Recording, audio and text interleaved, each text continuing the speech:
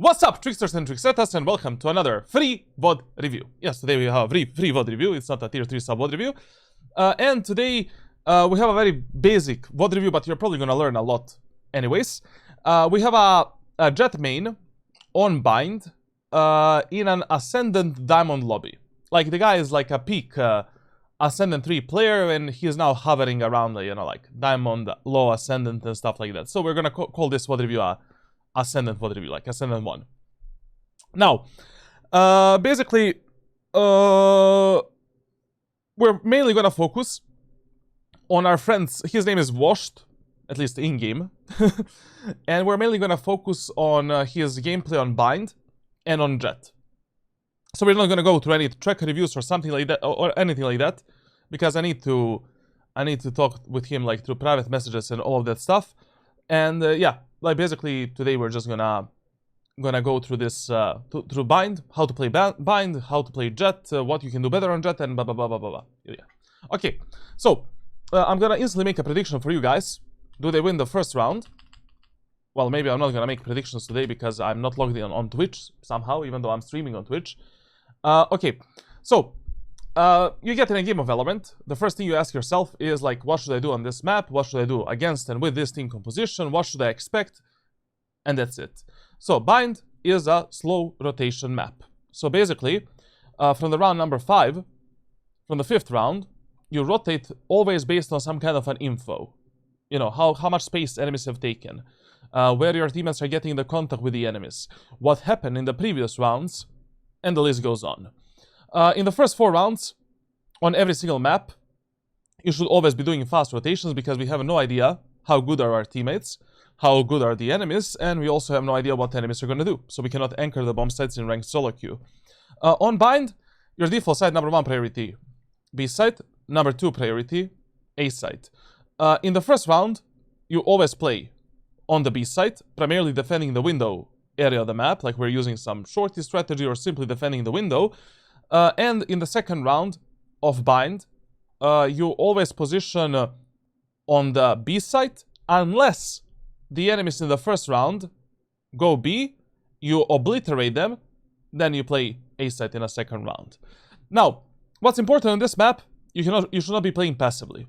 Like, every single round, we need to start semi-aggressively, and at least gathering some information for ourselves and our teammates. What do I mean by that? The bare minimum you should be doing is jump spotting B long, holding this tight angle for window, jump spotting or holding the A short in some kind of a way, and jump spotting or jiggle peeking in the showers area of the map to get an early info about the enemies. We need information on this map. Map has teleporters. I need to know how many enemies are where. You know, we need to burn through some of their utility before they reach the choke points, before they fuck us up on the bomb sites. And that's how we play Bind. In, you know, TLDR, like. It's more complex than that, of course. Now, in the first round with Jett, like, you have like a lot of different options. Option number 1, you start in a window, get a sheriff, hold this angle, try to hit 1 headshot, bam. Activate the dash ability, try to hit another shot, reset yourself towards the site, done. Generally speaking, like, you should be holding this angle as tight as your reaction time allows you. My reaction time allows me to hit this shot around like 5 out of 10 times, which is decent enough, like it's a safe angle anyways. You hold it as much as you can. Now, option number 2, bandit with a smoke. A bit better option, and an option that I would go for now, since the bandit is in the game. Because 8 bullets, faster fire rate, you know, 1 tap to the head is always a kill in the pistol round, unless you're fighting above 30 meters, but on Bind you're probably not going to be fighting on 30 meters or above. And you have a smoke for retakes and to cover yourself up and to do whatever the hell you want to do. Option number 3, classic light shield shorty strategy, or ghost shorty strategy without any utility. So you drop a shorty here, you start the round with a ghost or classic pistol, you're holding this angle for information. Why? You always do this with the shotguns. Number 1 mistake players make with the shotguns when they're, you know, when they're playing alone in some area of the map, they start like this. You cannot start like this. Why? Number 1, we're not burning out enemy's utility. enemies recon utility and destroying it. Number 2, enemies might surprise you on timing. Number 3, enemies might surprise you on timing with their abilities, which is even worse. Like, essentially, enemies might flash you once they come up close here, and you are dead like a potato.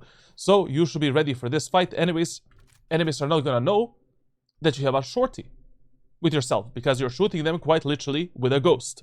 So, you hold this angle, bop bop bop, destroy the Fey Dog, raise Boombot, get a shorty, activate the dash ability. When enemies are in the choke point, pop out, get a kill, switch to the ghost, and you can continue fighting, or you can dip out and reset towards your teammates. Especially if you get the numbers advantage, there is absolutely no reason to continue fighting moving forward. So, that's it when it comes to some basic info, basic knowledge. Everything else is covered in the playbook for you, my friend. And yeah, like let's see like what's happening for our friend Washed. How to get out of Immortal 2? I don't know. Like I don't know you. I don't know what you're lacking. Like I'm still not a magician, not yet, at least. I just started an Iron. Which initiator controller should I get? Maybe you can start with the Clove. Test the Omen a bit, why not? Like, maybe you're gonna have fun. Initiators, I don't know why would you play Initiators, like, in low elo ever. Should I tap or burst with that rifle, or is it situational? It's situational, but, you know, most of the times you should be burst firing. Most of the times you should be, like, you stop, shoot 3 bullets, you know, 2-3 bullets, move, stop, etc. Now, yo, Bronu, we'll see, man. Is there any way to get better at dodging flashes? I just don't know, man. Like that's the only training that I don't know that I cannot make for the players that I'm coaching. Like for the last 6 years. Like I genuinely don't know what to recommend them because there's not a single valuable training tool for that in Valorant. You can go in a custom server with a friend and, you know, like, you can just throw flashes around. You can play Counter-Strike 2, like, pop flash servers, and then, you know, maybe there you can learn something, develop some muscle memory to dodge the flash objects. But it's not the same game, it's Counter-Strike, it's not Valorant. And the abilities don't have the same timing. So, generally speaking, like, Valorant is really lacking the tools for players' improvement. You know, Counter-Strike has an enormous amount of tools. The game is amazing in those regards. Valorant is dog shit. Plain dog shit, basically. Like, I need to pull out shit out of my ass to make trainings for the players. Like, with some random websites and some third-party tools, which is absolutely stupid. But, you know, we're playing a game from the shit game company. Like, what do you expect? Like, you know, Riot Games to make a good game? Come on. Okay, now, so, we're starting on the B side. Really no reason to get this smoke. Like, just play go shorty strategy. You can get away with a free pick. When it comes to the team compositions, pretty okay. You know, pretty decent on both sides. Like, on the...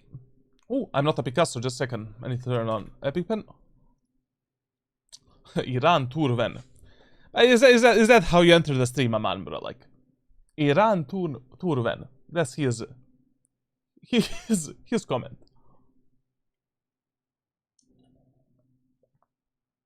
How is the deadlock grind going? Very good, man. Like, I learned the game. I'm so good at the game. So fucking good. Like, right now. Like, I improved by 80% since December. Like, the only problem I have with the game is, like, I had to make a new account because the MMR on my old account is fucked because I used that account, like, 2 years ago when the game was in the alpha of alpha. And the game counted my MMR from, like, 1.5 years ago, so it's... Like, I literally have, like, 250 wins. I have, like, 170 wins and 250 matches. What the fuck is that win rate? And I cannot move away from Oracle. And I made a new account. And on that new account, I got Oracle in 8 matches. I won 7 games in a row and lost 1. Like, literally, it makes no sense. So basically, on that new account, like, we're gonna try to grind, like, this month and then try to get to speedrun to return us as soon as possible. But these players are just horrible, like, to be honest, like, literally all up to Eternus, players are just shit, like, I'm not gonna lie.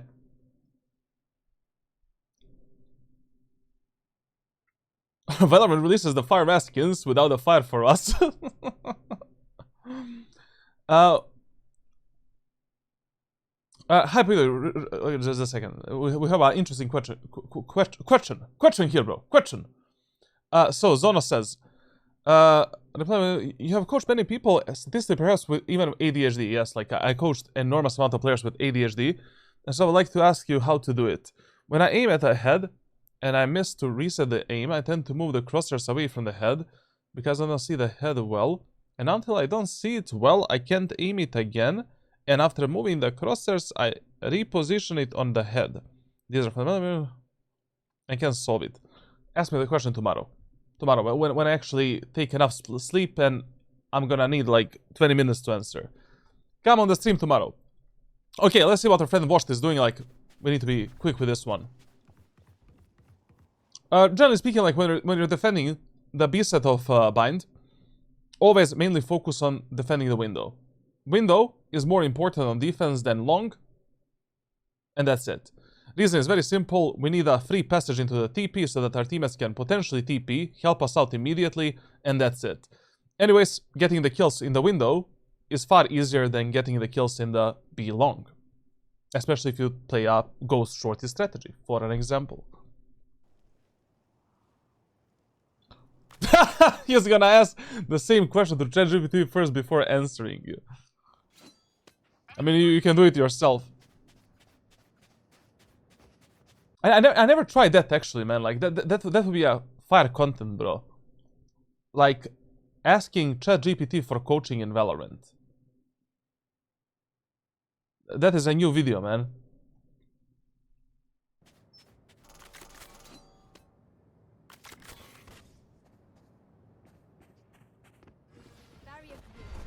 Oh yeah, like when it comes to the enemy team comp, like obviously we need to play semi-aggressively.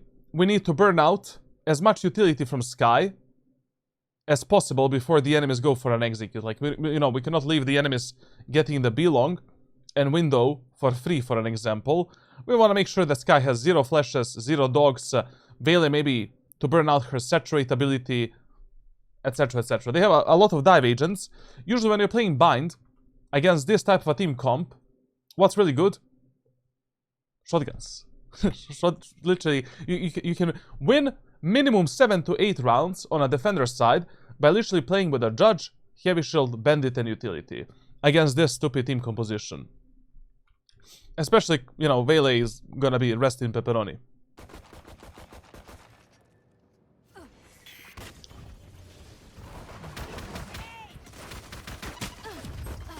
Now listen, here we have one problem. Problem number 1 is you're holding this angle without the dash ability way too overexposed. Literally no reason to do this. The whole point when you're playing Jett on a defender's side is your first fight should be some kind of a safe fight. Most of the time. If you're just holding common angles and common stuff. Like basically, you should never die in the first fight without using a dash ability. First you get the info, either by sound, by vision, by jump spotting the enemies, by some utility, and then you take a fight. So basically, at the moment of time when you were here, you should have just been holding this angle for the info, just trying to go for one bullet, deleting one enemy. Then you take a cover, you activate the dash ability, you peek with a peeker's advantage and proper crosshair placement, just swing wide. I mean, not wide, like just swing. One tap, get one enemy to the grave, reset yourself, play with your teammates. Now, and especially these type of positions, you really don't want to hold statically. You need to be peeking in and out behind the cover if you don't want to see your head flying towards the... I could have said something bad and maybe like, I don't know, like maybe I would be banned for this. I don't want to test it today.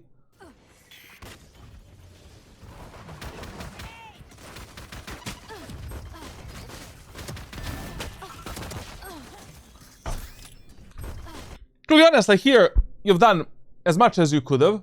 Like, we didn't really have any map control, any real information, so, you know, you've done as best as you could in this round. Maybe if we play that go shorty strategy in the window, you know, maybe we would have get a kill in a window, then we can drop on the site. You know? Then from the side we can maybe get a kill with a dash ability. But that's all maybe is because we didn't really play that strategy. But here, really, there's not that much that you can do. This kill was really good. Flick on the claw was also nice. Claw also taking damage from the raise. It is what it is. It's Valorant. Now, round number 2. You always play on the B side. Unless the enemies go in the first round on B. And you win the round. So in this round, once again, you can simply do some kind of a classic shorty strategy on B side. Basically dropping the shorty here. Fucking up enemies with a shorty here, for an example. And just baiting them with a classic pistol, and that's it. Of course, you know, Bandit right now is really good for eco rounds. And especially if you get one kill in the first round, you can simply force the Bandit. And on a map such as Bind, when you're playing dive agents, Jett for an example, you can also force up a bit more in this second round, because you can literally win the whole defender side of this map just with a shotgun, just with a Judge and Bandit and Heavy Shield, basically. So in this round, you can also maybe get a Bucky at, you know, like Bandit, invest a bit more, it's fine. But of course, like if you really prefer playing with the Vandal and Phantom, then save more credits moving into the next round.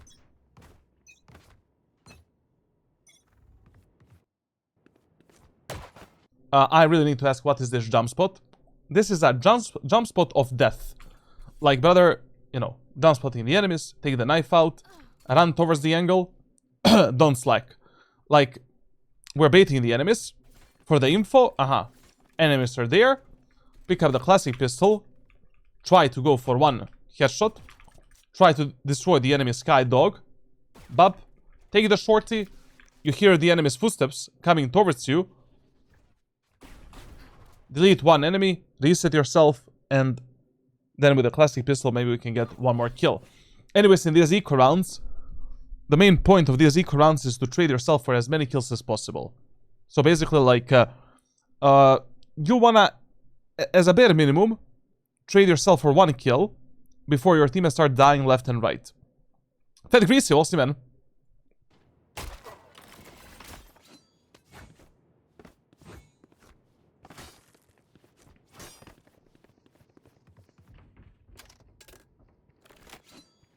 This is why you follow my advice when it comes to the early 4 rounds on every single map.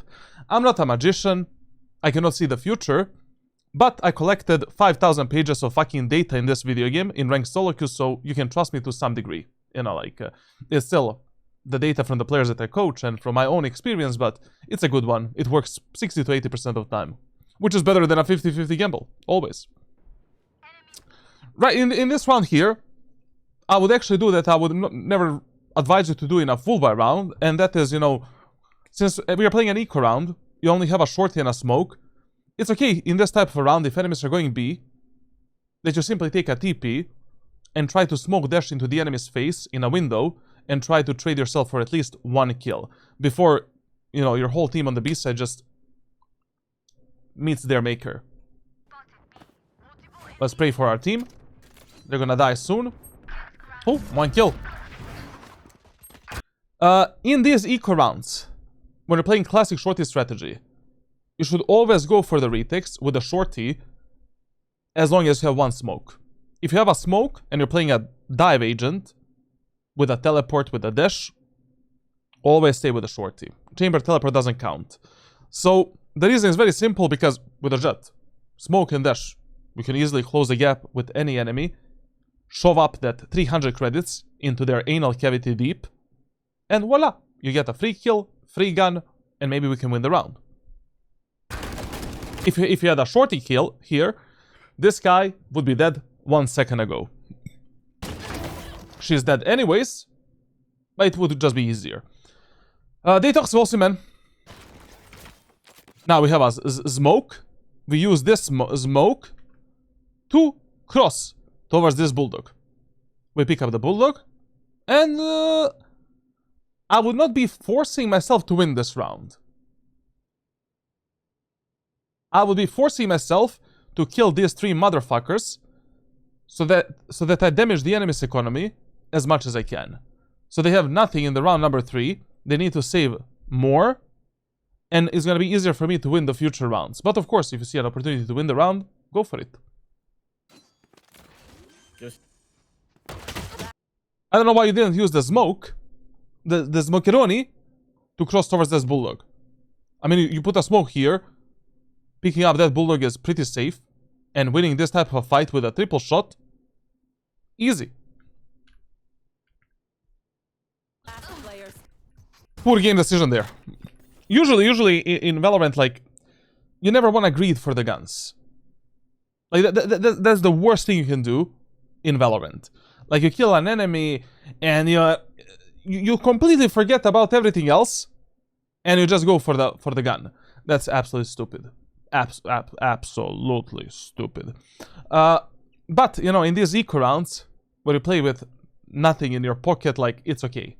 Like, greed is actually good, like, as long as it's safe, to some degree.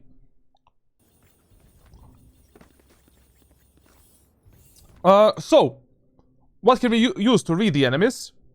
2 rounds in a row, enemies went B.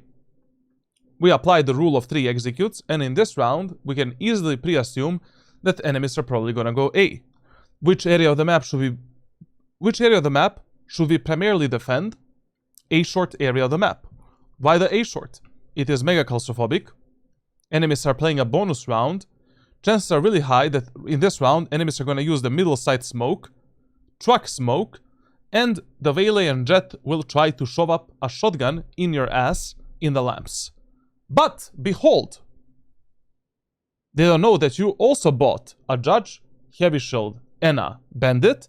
You bait them with a Bandit, try to maybe get a pick from some off angle, or, I don't know, like, we can start play on the truck with a Bandit and try to get a pick, basically, but a safe pick. How should we play?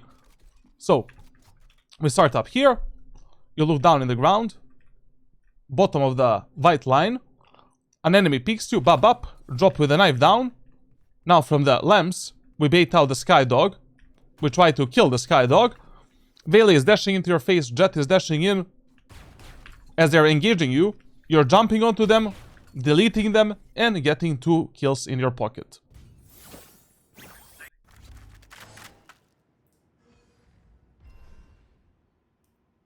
Maybe I am a magician. Or I just played this video game too fucking much.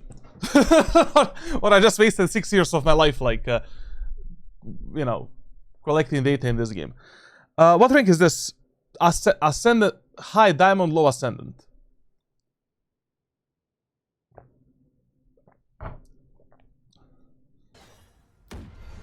All of this, what I'm explaining to you right now, very simple stuff and very simple reads. Nothing really to think about too much. Very commonplace in ranked from the players that play Valet, Jett, that play with this type of a team composition. Like, basically, before the match even begins, you should be aware of all of these possibilities. Like, the game starts, you load up on bind, you see this team comp against this team comp. You should already pre-assume what's gonna be happening. Right now, you missed 2 free kills in the lamps in a free round. Why are we defending the showers in an anti-eco round, anti-bonus round? That's stupid. And enemies don't have the guns or anything to contest you in the showers. Here, I really don't like how much you're fighting for this map control. Fuck this shit. You know, like, always fight based on the information that you have at that moment of time.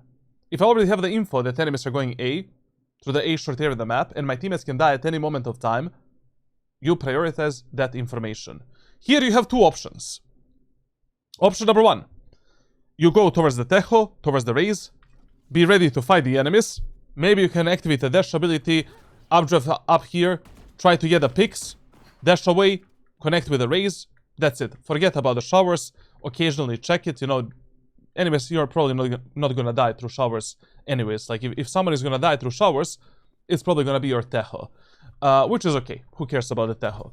Option number 2 here would be, as you heard the enemies execute on A short, maybe you can go for a fast flank and fast lurk behind the enemies, but this option would be way too dangerous so early in a match. I don't know how much I can trust this raise. I don't know how much I can trust this Tejo, you know. I don't know if they can hold their own ground. I need to babysit them. So a much better gamble in this type of situations is just, you know, be ready to fight. Be ready to fight the enemies. You can, you know. Your raise should not be dying here without you. We should be dying together. One good thing that's gonna happen here is that I highly doubt that the enemies are gonna expect that there's 3 of us in this area of the map. So we can still use like a surprise mechanic, as long as we keep our location a secret, to potentially fuck up, you know, some of these enemies. Like, very, very rarely players in ranked solo queue expect that, you know, like, if they kill your raise here, they kill the Tejo, and you didn't show yourself for the last 30 seconds while the enemies were executing a site. Usually, you know, players are autopiloting, they're only tunnel vision, they look forward, they see blood, they don't think too much. So right now, if Tejo dies, all you have to do is pick a right timing to peek the enemies and fight them from the showers without making noise.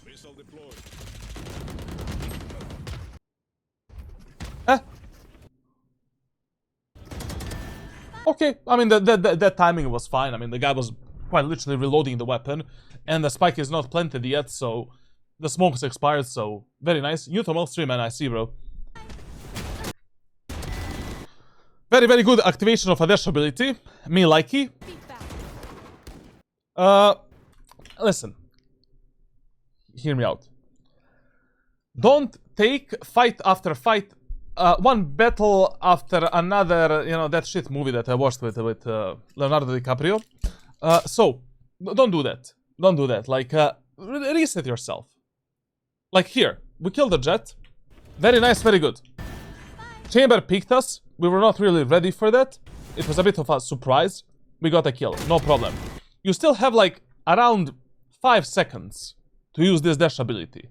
You stop the enemy's plant because the planter is shooting you right now. Who else would be shooting you at this moment of time? Reset yourself a bit. You don't need to peek immediately. You have only 40 HP. You know, go behind the cover. Mentally and physically, get ready for this fight. Wait for this bullet slow duration to expire. Then go. Like, why are you taking a fight for which you're not ready with a crosshair placement and with your movement in general? Relax a bit, you know? Chill. You did a really good job. You made the numbers advantage. Now we are 3v2. We also have a Sage. Yo, Voidy, thank you for the Prime Gaming sub and enjoy the playbook, bro. Enjoy the playbook, man! We can wait for that Sage to spit on us with her green blob and to heal us. And, you know, now we fight with 100 HP. Plus, we have a second dash ability as well to take a much better fight. Healing you! And if the enemies go B, nobody gives a shit. Why? We have a 3v2 numbers advantage in an anti-bonus round for ourselves. And we still have brimstones. Maybe we have I don't know if we have brimstone smokes, but it doesn't matter, like we have an advantage. Let's go, let's fight together. Knife in the hands, rotato potato. What Brimstone did here is absolutely brain dead. Absolutely. Personally, if I have to choose with who I want to play, do I want to play with a Brimstone or do I want to play with a Sage? I would always choose the Sage. Why?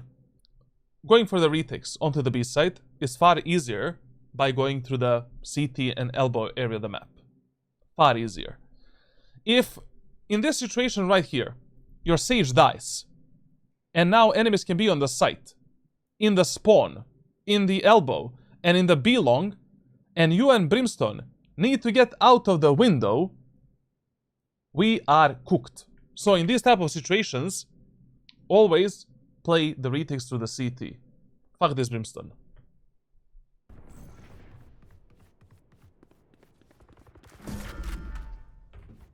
Reloading.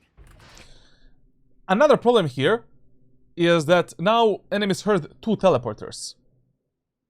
So what is stopping enemies on 056 to use a TP back to A?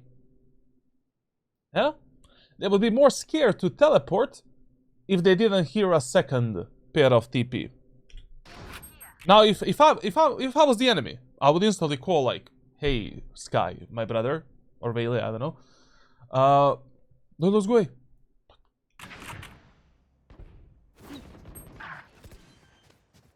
Now we are in a huge fucking problem. Problem Maximus. Problem Maximus. It's like winning this retake only through the window. Your chances are below 30%. It doesn't matter what type of execute you do. I mean, it matters. Like, I really hope we're gonna go for a proper like dash smoke. But enemies can just play so many angles. They can outmaneuver you so much. Like, this is gonna be hell of a time. I don't know what I did right now. I'm just sorry. Planted. Oh, sorry. So, what type of an exit we should do here? We should simply do a smoke dash into this position right here. Also, you don't need to use a smoke, to be honest. Like, we know that one enemy is backside. We know that one enemy is on the left side. So, we should simply just do this. But also, since we already know, you know, that both enemies are somewhere on the site, we can drop a smoke here, drop down with the dash ability, and with the dash ability take a fight, and that's it. This is fine. It's okay what you did, you know, like. One enemy remaining. Good Kyle. CT. You got to this kill only because enemy Sky is is a walking mental problem, you know, like that's why you only got this kill. But still, winning this round is gonna be hard. Like, this Vele can be CT, elbow, long is gonna be interesting. Listen, in these type of situations, when you're 2v2, 2v1, 1v1, you always want to half defuse the spike, and you need to expect that that last enemy is gonna be engaging you, especially if you're 2v1. If you're 2v1, you half defuse the spike, get away from the spike, pick the gun in the hands, and be ready to fight. There is no way that this Vele is gonna keep herself... You know, it doesn't make sense for you to not stick a spike defuse if you're 2v1 and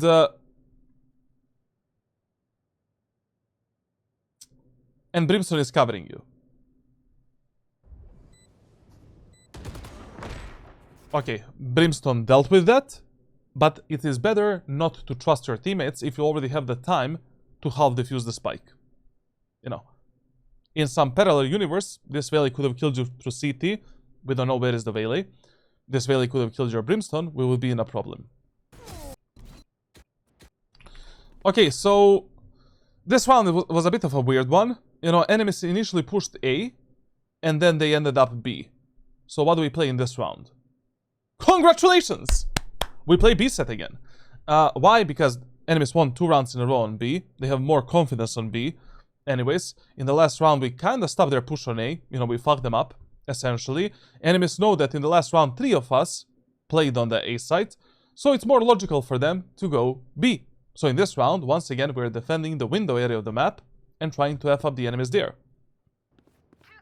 I don't know why we don't have a second smoke when we have a lot of money for the second smoke. He wants to say mentally R. I don't know the R word. I never said that in my life. Never. No, that's not what I said ever. Family friendly guy. Good, good, good. Jump spot, jump spot. Charlatan Nostradamus, man. Come on, man. Like, you know, I know people are paying me to coach them, but, you know, let's just think about it. Like you really need to pay more attention on the map that you're playing, number one. Like, you have the playbook, I taught you a lot of the stuff, a lot of the rules. You're not applying them. Come on, bro. Come on. You know? Second thing that you need to pay attention on is on enemies' patterns and enemies' like mentality and logic in ranked solo queue.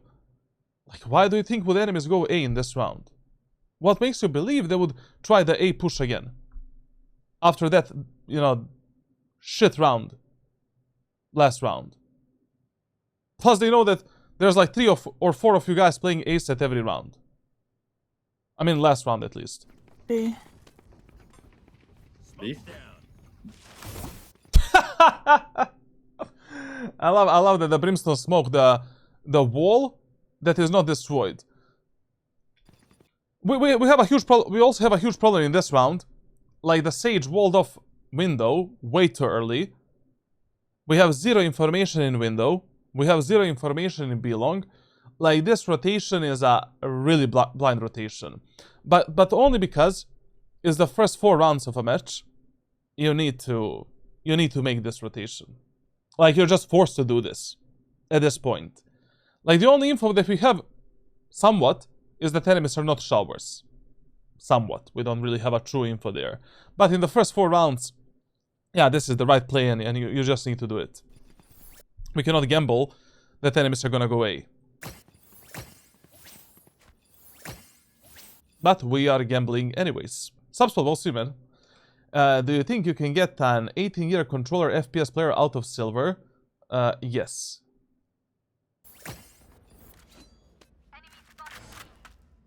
Brother, if I can get a 46-year-old player to Immortal 3, come on. I don't know why you didn't rotate here. Enemies were never faking. Enemies were never defaulting. The only thing enemies were doing in the first 3 rounds are 5-man executes. What makes you believe that they're gonna change something? You need to focus more on reading the enemies on the defender side. Like, one of the most important things when you're playing, especially when you're playing Duelist in ranked solo queue, you need to be correct with your initial positioning minimum 60 to 70% of time. So, minimum, like, I don't know, 7 or 8 rounds, you need to be correct with a guess what the enemies are gonna do and where they're gonna go. Based on the info and based on the map that you're playing, based on economy, ultimate status, AB rule, rule of fear, rule of 3 executes, 20 sub-rules. I cannot explain everything, you know. Jett, I'm moving. So, you know, right now, it would be much better if you're on the B side, shoving up a bullet into the chamber's head, making sure that your Sage lives a happy life, and now we're playing a 5v4 retake on the A side. That's always better in ranked solo queue. Rather than keeping a map control passively. Anyways, we're gonna sell the A set right now to the enemies. And playing a 4v5 retake. Wait, We didn't even fight that, bro. Like, I don't know why you didn't pick this fight, to be honest. Like, you should have picked this fight from the tower. I mean, like, you know, and how you're holding that angle is also kind of bad. Like, you should not be hiding yourself. You should just be literally holding it. We're holding for this enemy peek through the showers. Bam. Try to go for 1 headshot. Activate the dash ability. Come a bit closer. Swing out. Bam. Get one more enemy out of the server. Why are you not fighting? bomb, bomb, bomb, bomb. Spike down. Bum bum. Bombastic. You think Chamber is a duelist? Yes. I mean, like, he is like a duelist. Spike spotted A. Oh, wait, 2 on site, Cloven. Okay. Now we really need to activate that dash ability. We're in a lot of shit. Enemies are coming from showers. Enemies can be in the lamps. Sky, We hear the enemies on the left side. Sky's lights. How are we taking these fights? Dead. Like this. This dash here was also bad. And I'm gonna give you 2 reasons why. Reason number 1. you put yourself in a spot where you can die from multiple different positions. Reason number 2, you have a shorty. You know, like the reason why I buy shorty is exactly for these type of situations. An enemy is planting the spike here. If you dash somewhere, left or right, that enemy will definitely stop planting the spike. If you dash right, that enemy will probably get in the smoke and try to kill you like this. If you dash in the smoke, enemy will just stop planting the spike, but you can engage him with a shorty and get him out of the server easily. Now the problem is that enemy can be in the backside smoke, and I don't know if your Raze and Tejo are gonna expect that. Plus, you know, this second enemy that teleported, right now he can be on A short. I have no idea where's the second enemy. And we are dead like a potato. Triple stuck. Right there. It was really okay here for you to play a bit more aggressively. You know, these are the moments of time where you want to pull out the shorty. You know? That was a free kill, to be honest. Like, you know, smoke here is down. You have a dash ability, you have a shorty. Dash in, put a smoke here, pop out, kill this guy, reset in the smoke. Round is over. Please. I really don't care, you know, behind which angle you're playing, but your crosshair should never be inside of the angle if an enemy can engage you from that angle. Yes, like when you're playing a refrag game, and when you know that enemies cannot peek you from the left side of this box, sure, like, you know, I'm waiting for the enemies to take a fight through the showers with my teammates. Bam, I peek out, bab up, bab up, bab up, bab up. But if I don't know if that Waylay is gonna peek me or not, I need to move left and right, like this, so that that animal cannot destroy me with a peeker's advantage. And I'm waiting for either Raze to get a contact or to pick a good timing to swing out and try to get some kills. Well, Raze is definitely an animal. In this situation here, I would get away from this spot. Like, you need to reconnect with your Raze. Like, basically, both you and Raze are fighting 1v1 and 1v2 fights, and there is absolutely no reason to do that. You still have one smoke. You can easily smoke this cross and walk into the enemy clove smoke, get into the lamps, and live a happy life while fighting with the Raze. Anyways, in these 2v2s, like, usually 80% of the time, the best idea is just simply to keep a proper distance between you and your last remaining teammate and make sure that you can trade each other without any problems. One enemy remaining. 30 Bench. seconds left. We don't need to fight this alone. Let's wait for the Raze. Raze is low HP. She should be the first contact. All you have to do right now is chill. Relax.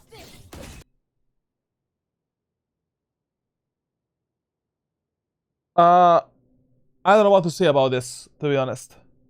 It's okay using the ultimate, you know, to clutch up the rounds and secure them. You know? But what's not okay is you're 2v1, you have a numbers advantage, your economy is not that good, not good at all, to be honest. It's much better here if you just get ready with a Vandal to swing out and to fight with a Raze. And to save this ultimate for the next round, so in the next round we can play with the ultimate and heavy shield, drop the weapon to our teammates, and we save so much economy, and we're also building a second ultimate. But okay, you know, if this is gonna secure the... Surprise, Nomad! Thank you for the prime summon, and enjoy the playbook. If this is gonna secure your round, sure, like, if you feel more confident with the knives, do whatever it takes to win a round. But just keep in mind that this is not really efficient and usually a bit unnecessary. Yo, Baxter, we'll see, man. Anything new today? Nothing really, like, I just came back like on 1st of April. Like basically, I came back home like I picked up my dog from the training camp. I'm still like working on the website for coaching, merch, clipping, giveaways, and a lot of stuff. And I finished all of my private coaching programs. Like I improved everything. I don't know. Like there's a few videos I need to make, and also like I started watching Invincible like season 4 and Fallout season 2, and I need to watch The Boys. Brother, there's so many series coming out like in April. Invincible, Fallout. I mean, Fallout was out a long time ago. I just didn't have a chance to watch it. The Boys season 5, and there is one more shit I need to watch. Like that's out. I cannot remember what. Fallout, Invincible.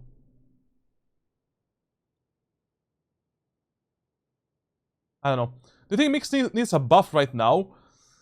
He is a very supportive type of controller that can work really well in pro play and team play environment. But considering other controllers in the game, yes, you know, he needs some kind of a tune. But not really a buff. He just needs a change of how some of his abilities work. The biggest problem of the Mix is that ultimate is just shit. Like literally in my coaching sessions, I'm telling people to just take that, take it. Take it. You don't need to run away. Just take it and fight. Literally. It's such a stupid ultimate. At least in ranked and in solo queue, it's useless. I played 4 matches of a Mix, and with all of my game knowledge, in those 4 matches, I found one situation. 4 matches. In 4 matches, I found one situation where that ultimate was actually useful. And when I reviewed those 4 games, that was the only situation where using the ultimate was actually an outplay and a play that wins you the round.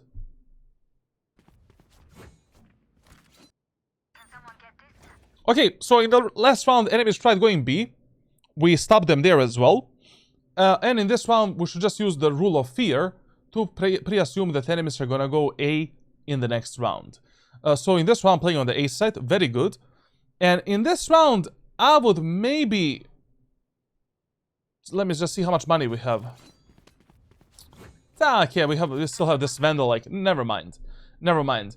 You know, I would definitely not take a fight in the showers because Chamber has the op. There's no way. There's no way. I would definitely tell my Brimstone to do a deep smoke in the showers as soon as the round starts, to apply some pressure onto the enemies and to make the sky waste some utility.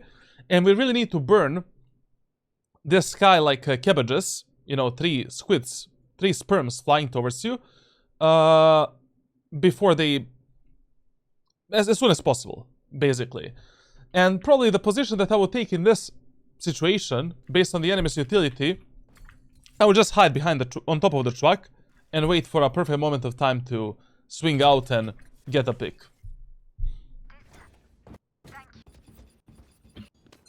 Long live America. Why are we starting so passively with a Jett? You need to be more... You need to think more in a match. You know, like, you need to be more active. You're not doing anything in a preparation phase. You need to think, where did the enemies go last time? What type of ultimates they have? How many ultimate points? What is the enemy economy? What do you think they're gonna do? Which position should you play? You are spamming this fucking annoying cookie for the last 20 seconds, doing nothing. Okay, enemies are playing an eco hull by round. Drop this Vandal to your Sage, get a Judge again, get a Heavy Shield, get a Bandit. Valet and Jett are dashing into the lamps with the shotguns 1,000,000% in this round. How much pre-planning do you need to play Neon? A lot. A lot, to be honest. I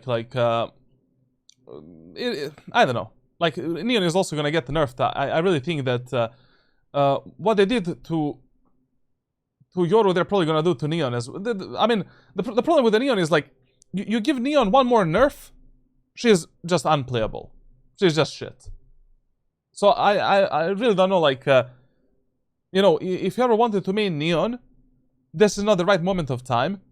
Wait first to see, like, what Riot Games is gonna do with Neon, because if Neon gets the Yoru treatment, Neon is just dead. It's just shit agent, basically. Vela is still fine. Vela is still, like, S tier for high elo and medium elo, maybe. And, like, an A tier, B tier, A tier agent for, like, low elo. Mr. Kirk, can you buy me a shirt?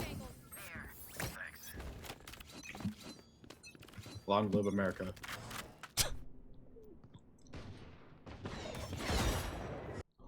Who would have guessed it? Me, definitely not. Thanks God, your Brimstone didn't die.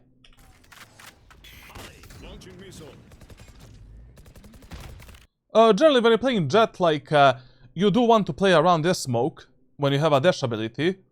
This smoke is usually a free pick for you, free kill. Activate a dash, and then on timing, and based on the info that you're getting, peek out, get a free pick. Just when you're playing inside and around this smoke, always play in an angle, in an area that is least likely to be spammed. So if you're inside of this smoke, usually you wanna... So the smoke is here. Usually you wanna play in the center, here, because most players are gonna do what? They're gonna do this, and they're gonna do the all-famous this. Very rarely, someone is gonna play, you know, spam this position. And when you're ready to go out, you go out. Brimstone is a patriot. Jesus Christ, what's happening with the war, man? Like, literally, crazy stuff, man. My crypto portfolio is dying. I'm just joking. Relax. Oh, I need to mention one thing. In the last 3 months, I coached 3 players from Kuwait. One of the most friendly people that I have ever met in my fucking life. Kuwait on top, bro.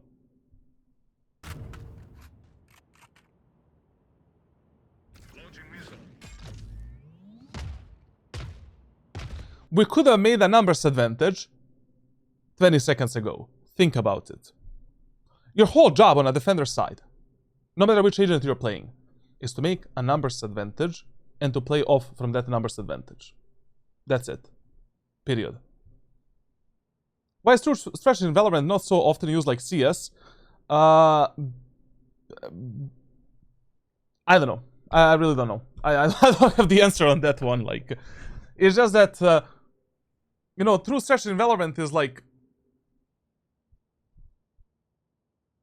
I personally don't like it. When I'm holding the angles on a true stretch resolution, it feels so weird. At least in Valorant. In CS2 feels good, but in Valorant, like, holding angles on a true stretch res feels mega weird. I don't know how to explain it. Like enemies move so fast, I cannot catch them. Like it's just annoying.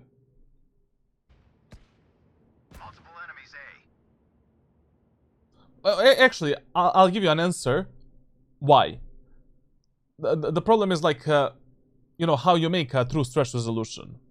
Do you really think an average, you know, Valorant player, like some kid, is gonna go to the display settings, disable this device manager, disable the... You know, in CS2, brother, you just change resolution and you're good to go. That's probably the main problem. That is probably the main reason why players are not using, you know, stretch more in Valorant. I also cannot bother with that shit, you know.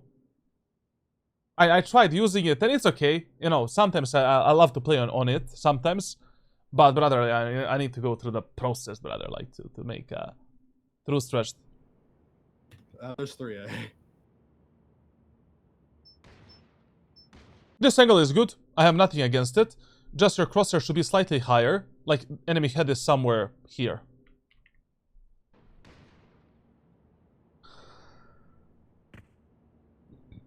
That's more like a bench press shot. Take it like a good boy. What do you mean, bro? When should you be playing off angles versus common angles? You should almost always play off angles. Like, if there's an off angle, you play off angle. Essentially. Until you learn when it is good to play off angle and a common angle.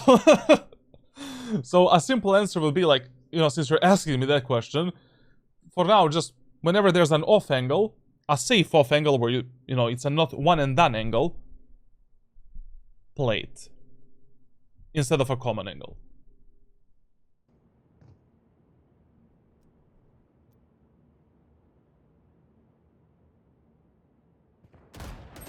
Oh, hello, Mr. Chamber.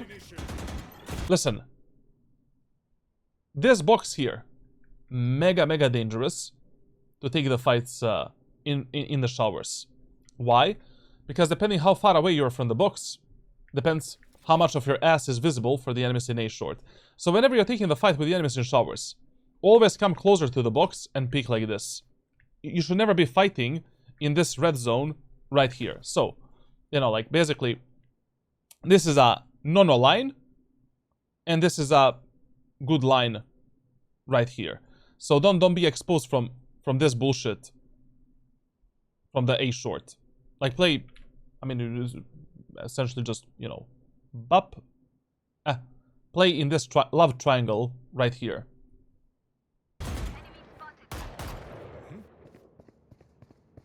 30 seconds left. The Tejo just said, like what?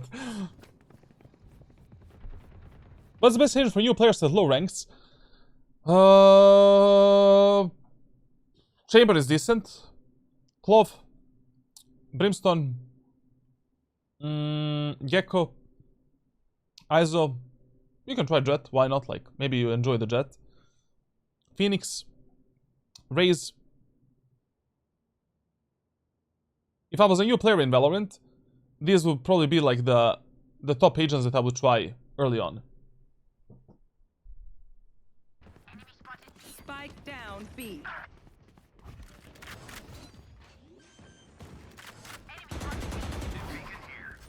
An absolute waste of a dash ability. Why would you use a dash ability here? Enemies just got onto site.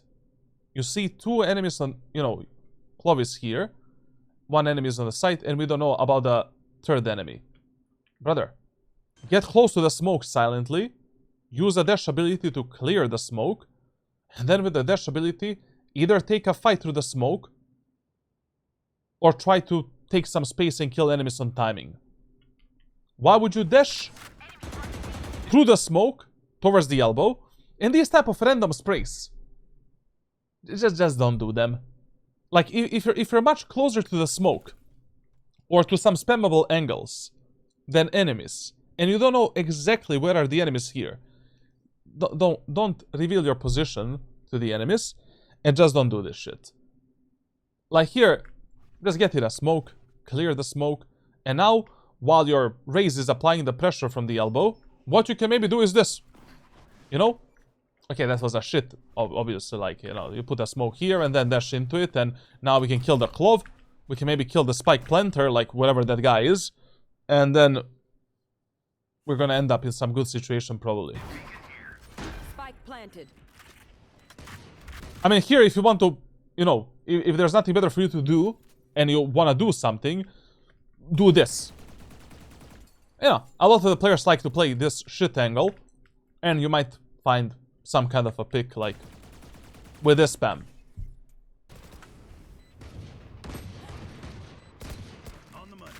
And if you already dash towards the elbow, why not connect with the Raze? I mean, like, the perfect way to play this retake right now is what? Playing with the Raze. You and Raze fight together. Brimstone and Tejo fight together. 2-2. 2-2-2-2. 2-2-2-2. 2-2-2-2 bro.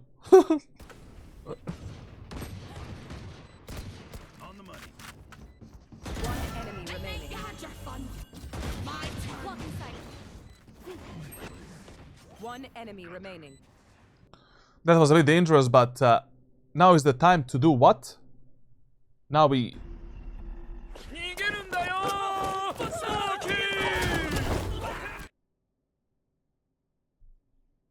I love the confidence, but you really don't need.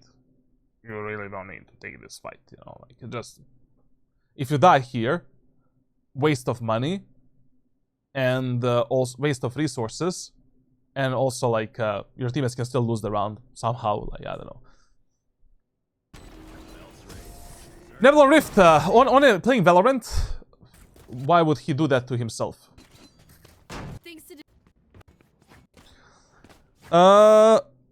Okay, so in the last round we stopped the enemy's push on A. Enemies are following AB pattern, following the rule of fear. So in this round, we need to gamble on the B side.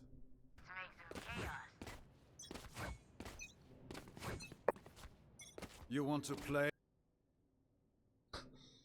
Listen, this strategy is something that I very commonly see in my VOD reviews. You start in the city and you just go left and right. You know, whatever you get the first contact with the enemies. But when, you know, like, when enemies are already so readable, like, did we ever misguess where the enemies are gonna go? In one round, maybe, like, no, it's not one round. Yeah, basically, like, never. For five rounds. For 5 rounds, we were correct, like, where the enemies are gonna go next. They're so readable. Just go play B, you know? Anyways, like, usually in ranked solo queue, when you see that enemies have these big-ass ultimates, such as Veiley ultimate, for an example, usually it's gonna be the B push. Only when the enemies have a Brimstone ultimate, then it's like an A push, because people really like to abuse the lamps in a non-sexual way. How much aim train should I do? 15 to 20 minutes of warm-up before every gaming session, and around 30 to 60 minutes of aim training per day, like, depending on your free time. But warm-up is more important, and in warm-up you should already be doing some kind of a training that helps you with aim. I'm playing Omen, KO, and Yoru. KO, no. Yoru is kind of dead right now, and Omen is good. And Phoenix is really nice. Phoenix right now is... people are sleeping on Phoenix. I don't know how Andrew is still stuck in Immortal 3 with Phoenix, bro. Phoenix is really good, bro. Let's play. I've got your trail. By one.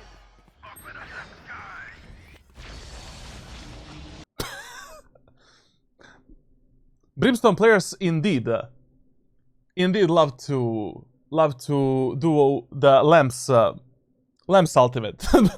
Brimstone in our team, bro. Like, look at this ultimate, man. Like, what is this, bro? Like, he ulted himself. He ulted himself, bro.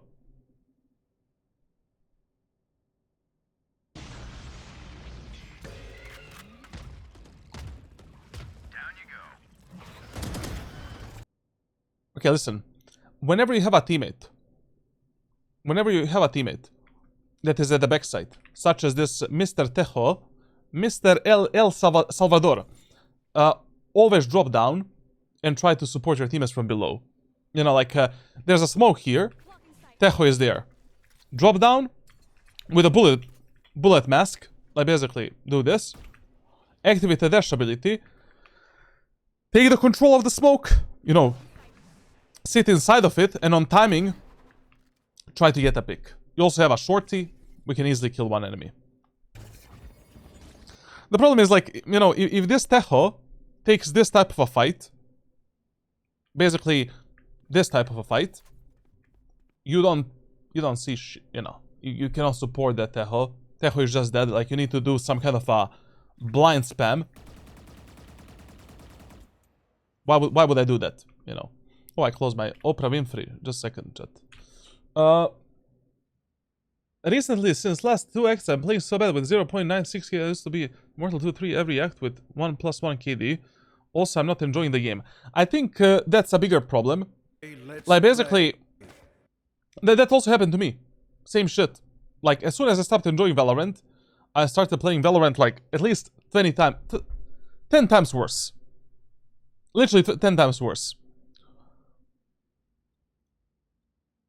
Yo, Albert the King, what's your man? Where are you from? Is Mix the new Clove? But not really. You know, like, Clove is Clove, Mix is Mix, like. Mix is very supportive type of agent.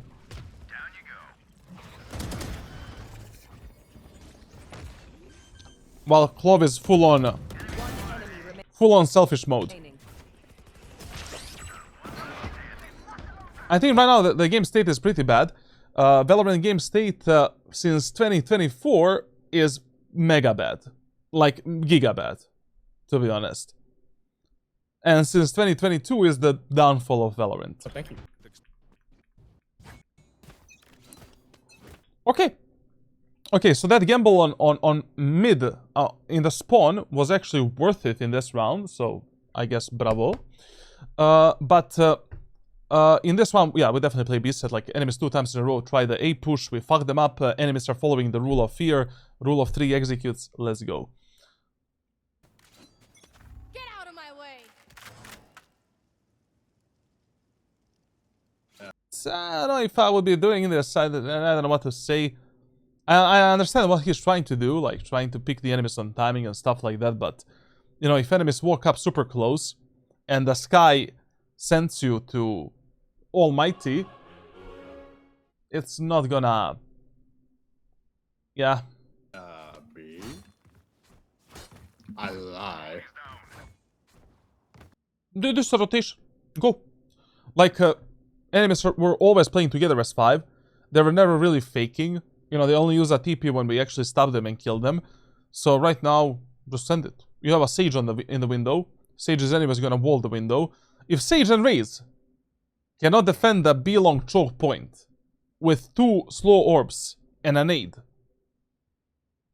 in Ascendant-ish, Diamond-ish lobby, like, come on. 3A main. Lie. B. I So basically at 1:30, we should start rotating. lie.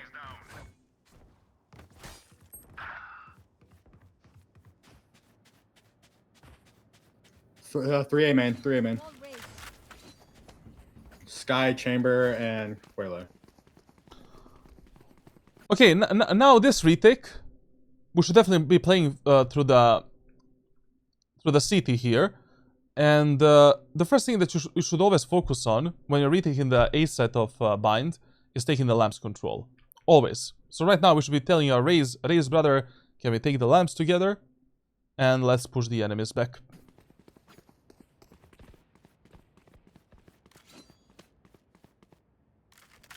I mean, this might be a fake.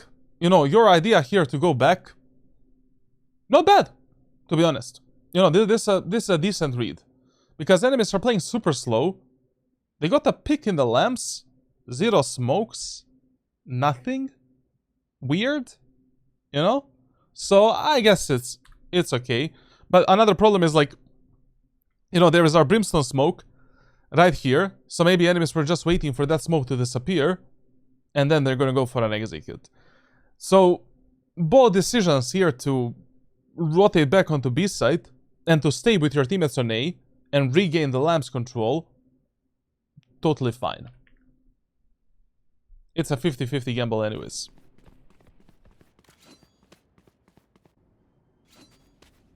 It's okay. Spike planted. Bomb buddy. Enemy spotted.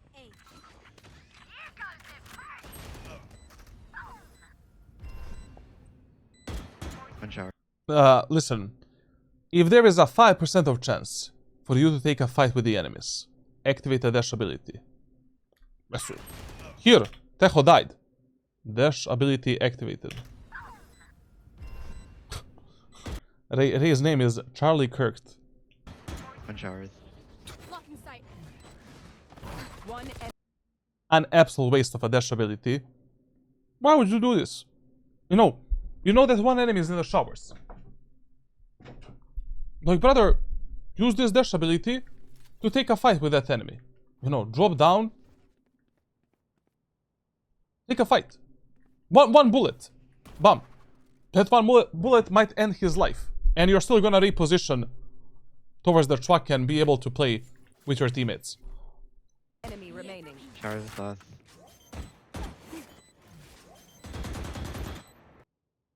The less utility you use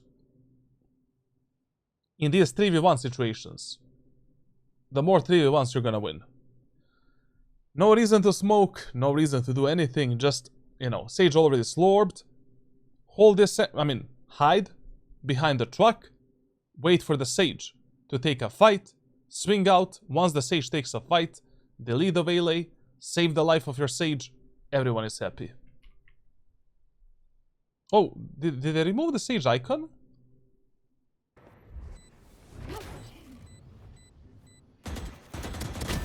Okay. We like the risky reels fights. Supposed to be fighting. Oh wait. The main reason why am I not promoting this type of plays, even though they are like whatever, you know, like obviously you're not gonna lose this round, even if you take a fight against the Valet. Like, economy is mega important. Like, economy gets so overlooked in Valorant, it is insane. Like, basically, you know, there's a lot of reasons why you should value your life in Valorant, you know, and why you shouldn't be taking stupid fights, obviously. But economy is like top 3, practically. Like, building a strong economy for yourself and your team as well is mega important. That we're not losing, you know, guns for nothing. Never mind. Look at the same money as you. Never mind.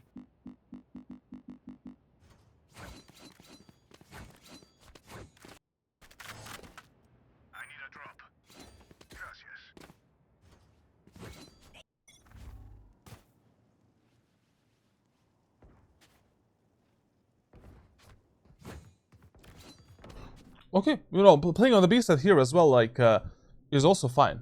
I don't know what to say. But as soon as you notice that the enemies have, like, certain tendencies, and that they gave up on some bomb site, fuck it. You know, the rest of the match we can just gamble on their tendencies, and that's it. You know, from the next round we can just start by taking the full showers control every round, fighting the enemies in A short and primarily defending the A side. Anyways, I mean, we have a Sage and Raze in our team. And once again, if the Sage and Raze cannot stop or delay the enemy's push a bit. Yeah. I need free coaching. Join my Discord server.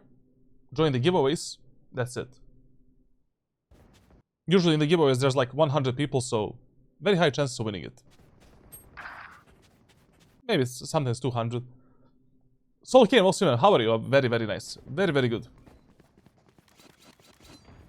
Since I started playing Deadlock, very good.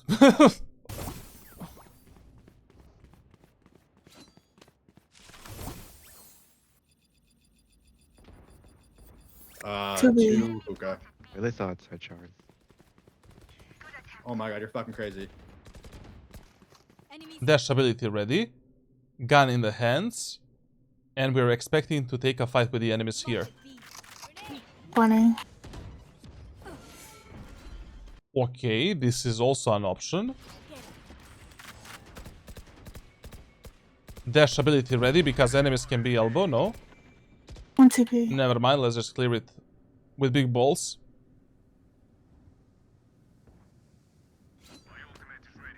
One enemy can still be on the B side potentially. spike down A.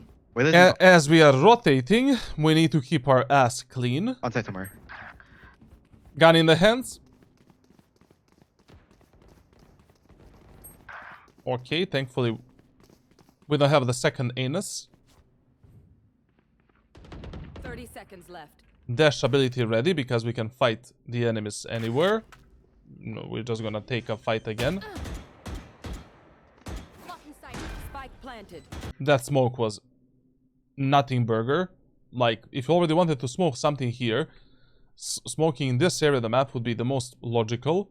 So that, you know, you can take these fights while there's a smoke there. Then you drop down and then you can go behind the box and play with a Sage. Last player standing. Blocking sight. Spike planted. Last player standing. Let's flush them out. as I already mentioned, like, you know, from this round, I would just start playing on the A side. Two reasons, like, enemies have more tendencies to start the rounds on A. Bailey is always in the showers, and they have one enemy in the A short always. Your Brimstone is very prone to dying in the A short like an imbecile. And whenever you have a teammate like this that is always dying at the start of every round, not a bad idea. You know, if you already cannot read the enemies anymore, let's at least play with the teammates that are bad, that are dying at the start of every round. Speaking of Deadlock, I recently convinced some friends to start playing Deadlock with me, and we're both hooked. Loved the game, brother. Like, Deadlock is peak of gaming, man. For me, like, Deadlock is like a... on an equal level as PUBG from 2017. Holy shit, it's been like 9 years of PUBG. Is it 9? No, it's not 9. Like, it's 9. Doing this type of a play is not bad, because enemies faked in the last round, but a much better idea would have been to kill this Valet in the showers, with the operator maybe. We have money for the op. To maybe kill the enemies in the A short.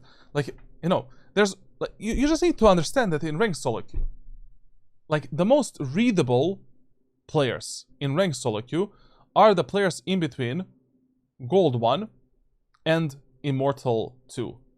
These players have so many patterns, such a bullshit type of gameplay, such a shallow playstyle, like, it's just insane. It's just, you know, it's so easy to read them. Like, if you invest, like, 10% of your brain power, you can be right, like, at least 60% of times where the enemies are gonna go and what are they gonna do. Just search for some of these patterns, you know, like while you're looking at the minimap, try to take some mental notes of where did you see the enemies at the start of each round. And what did they do? So take physical notes at the end of the round. Valet peaked, I don't know, like... showers, 3 rounds in a row. What makes you believe she's not gonna do it again?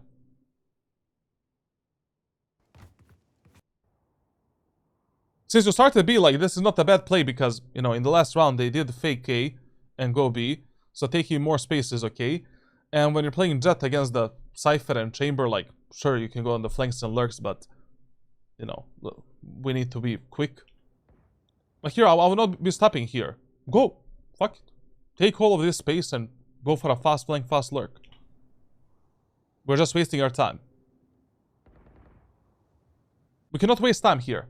Like, because if you decide at the end to go for a lurk, flank behind the enemies, I mean, by the time that you come towards the A short, your whole team can already be in a graveyard.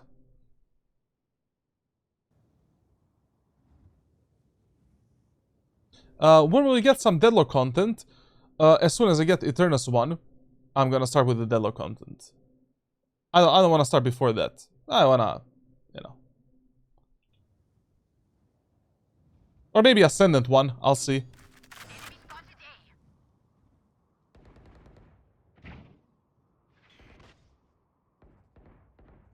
Okay. We need to smoke the trip. Smoke the trip. What are we doing right now?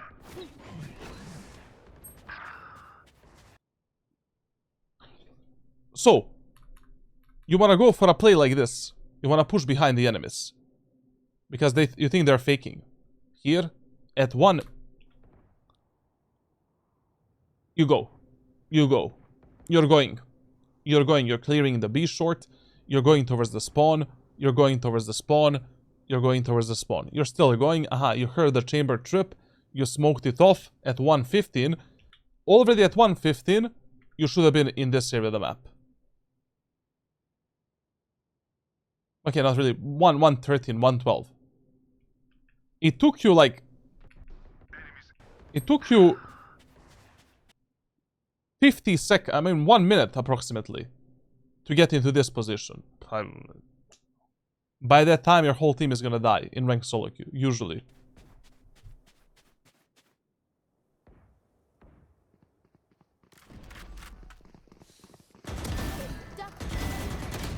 No!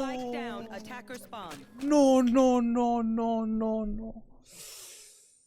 Oh, my lord.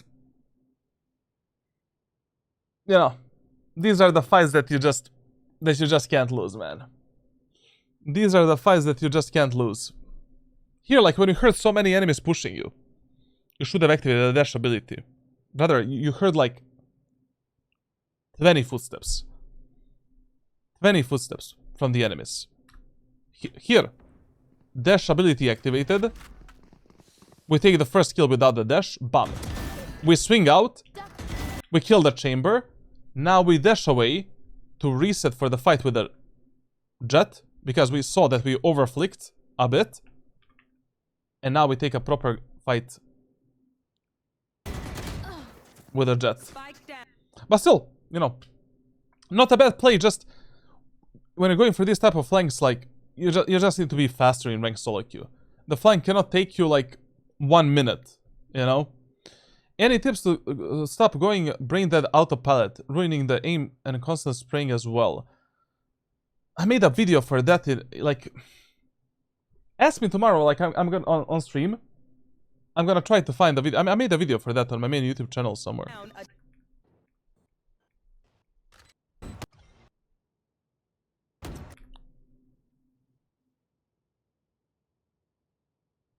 But there. Internet, can we agree that, you know,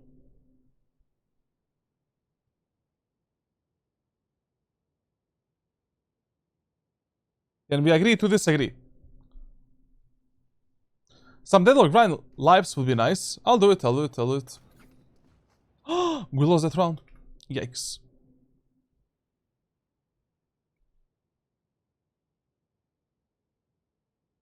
Once again, I really don't want to repeat myself, but you know, it is that simple. Let's try to fuck up that Valet in showers, maybe.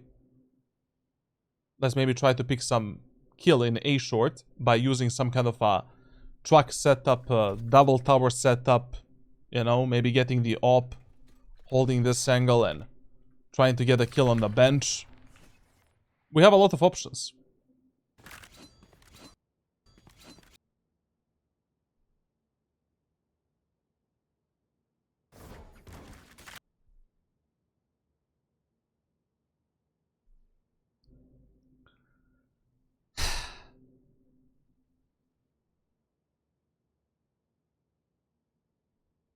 Well, chat, we should get used to it.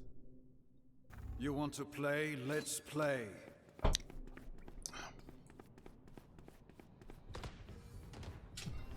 I don't know what... You will have to explain through private messages, like, what was going through your head in this round. By the way, chat, soon I'm gonna start doing these VOD reviews with a person being present. We have this one and 2 more VOD reviews without a player in the call. And then we're gonna start with the players actually being here.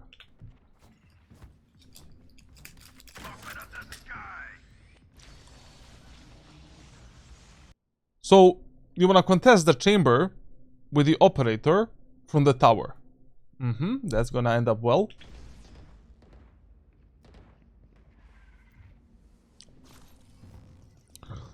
Chamber can be in the cubby on the right side. We need to be aware of that.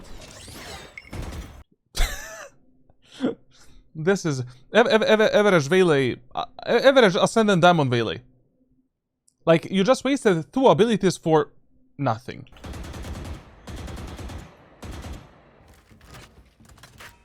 KRB is gonna be with you, like, so basically, like, what I have to do, is, I have, like, to do 3 free VOD reviews, like this, like a fast VOD reviews, like, these are all the players that I either coached or they won, like, through some small giveaways, you know, like, I'm talking with them through private messages anyways. We have 3 of those, so I'm gonna complete 1 today, so Saturday, Sunday, and on Monday 1, and then probably on Tuesday, I'm gonna do 1 tier 3 sub, it's not you, and on Thursday, I think I'm gonna do yours.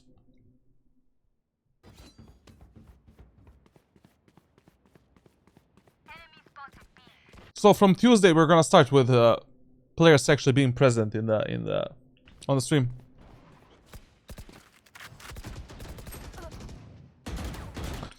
Once again, we could have killed a Valet in the showers. Once again, we could have made numbers advantage. Once again, the round probably would have been a bit different. My ult's ready. Is that mother Jett or what? What's this? Oh, I'm Spike wrong. planted. It's like 3 there. Listen, so here, mistake number 1. Taking this fight without the dash ability, obviously. Like, if you die in a 50-50 fight and you didn't use your dash ability, you cannot complain. You died without using your dash ability. Period. Like, the whole power of this agent is dash ability. Okay, nice kill there. My ult's ready. Taking a second fight was a bit too risky, and you swung a bit too wide. You know, like, first you need to clear this angle, then this angle, then this angle. When you flicked onto this cloth, and you missed this initial Is that burst fire, mother? you should have instantly dashed towards the right side. Why towards the right side? So that the enemies cannot separate us with smoke and kakas kaka in this CT area of the map. Anyways, like, you know, during the retakes of the B site, you usually prioritize going for the retakes through the elbow. We need the elbow control. So you should have immediately positioned yourself towards the elbow and get the info what's happening there. Jett or what's this? Now Oh, here, I'm since you didn't make that decision, It's like 3 and there. enemy smoked you off, we need to instantly smoke this cross so the enemies don't stop us in this area of the map. We need to do this, cross towards the elbow, and instantly fight for it. And take at least this position. And from this position, we're just waiting for our teammates to make some kind of a move, to get a bit closer, and then together with our teammates, we're going for a retake. Now this is gonna be hell of a time.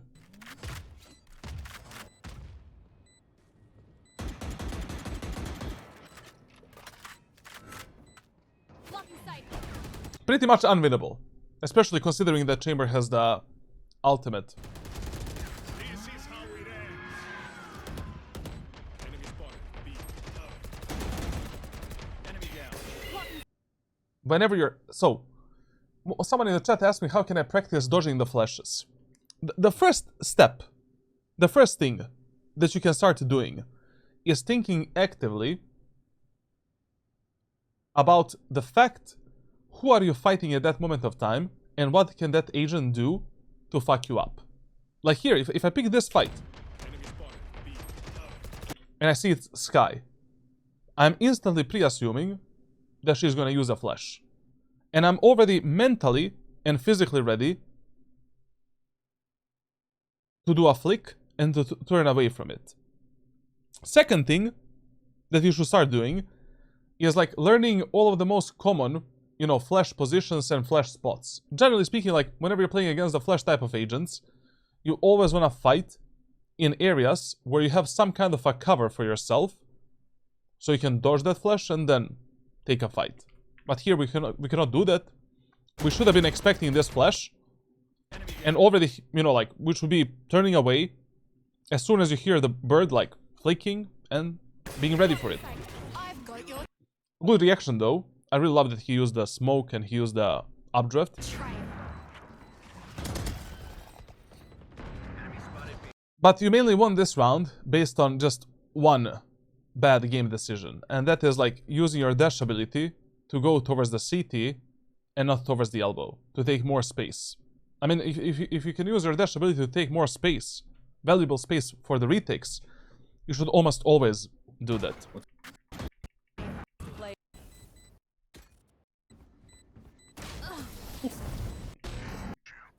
Sheesh. Sheesh in 2026, huh?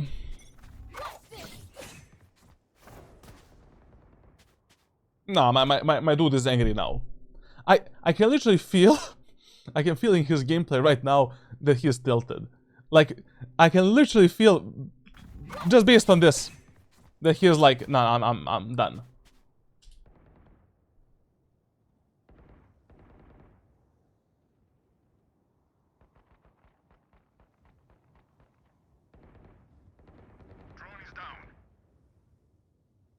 Yeah. A bit faster push, I like that.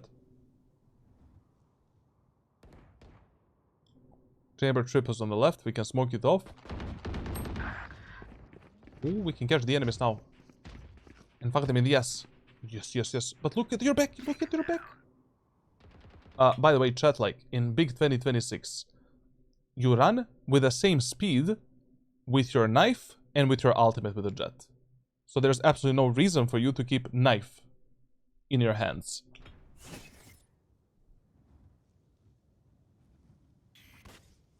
This is a big Chungus play, man. But you should have went here through the window, in my opinion. Because, like, now like, as the enemies are pushing onto the B site, they're probably not really gonna expect, but, you know, if I push B site only through the window, like, my next objective would instantly be to clear the garden and to clear the long. They killed only Raze right here, so they should be expecting it, like, one, you see? Like, think about it. Once again, like, you just need to put yourself more in a position of an average enemy that you're playing against in that specific elo. If enemies went through the window, through the hookah, like 5 seconds ago, do you think they would expect such a fast flank and such a fast lurk through an area of the map that they cleared like 5 seconds ago? Absolutely not. Obviously. Oh, we have another giveaway on Discord, man. We reached like the 50 Twitch subs, and basically, like, you're gonna get a coaching giveaway tomorrow. Congratulations. Here. So basically, like, you know, very small amount of problems in your gameplay are related to your mechanical skill. Almost none. Like, mostly it's just your decision making in some of these sequences of the game that are, you know, something that you need to fix. Like, you need to be more aware of, and also when it comes to that tilt problem that I just mentioned, listen, you should never get tilted over a video game if that is possible, especially not during a match. And also, no matter how a half goes, like, even if you lose 12 rounds in a row on a defender's side, you never know how much worse enemies are gonna play on defense, or better. So, you know, winning a half doesn't mean that much.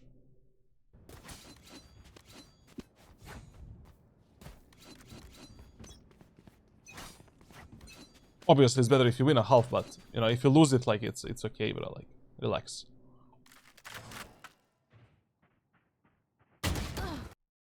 This is something that you never do ever.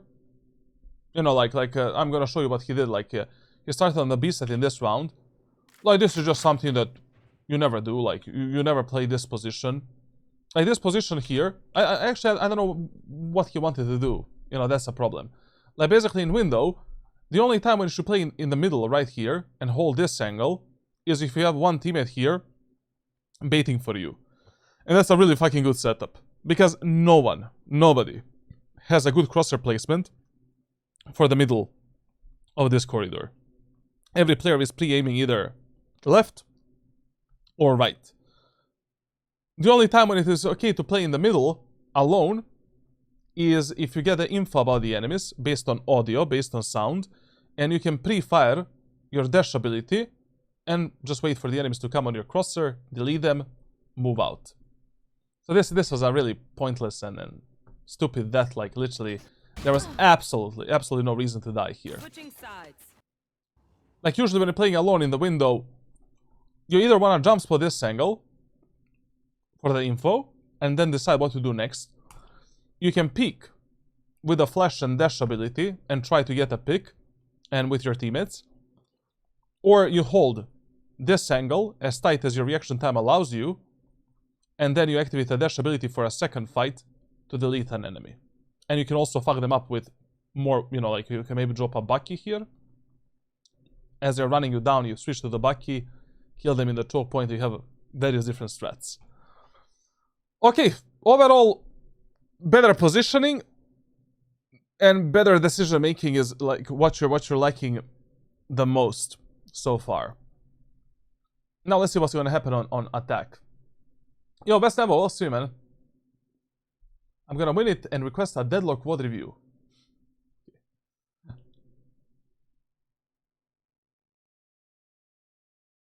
How do I get better at dodging games? Asking for a friend. You download Valorant Tracker by TRN.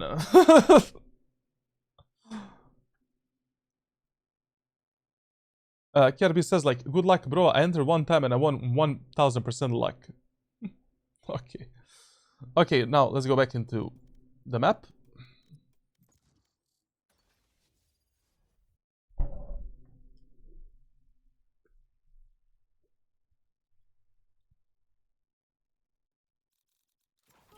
Let's go.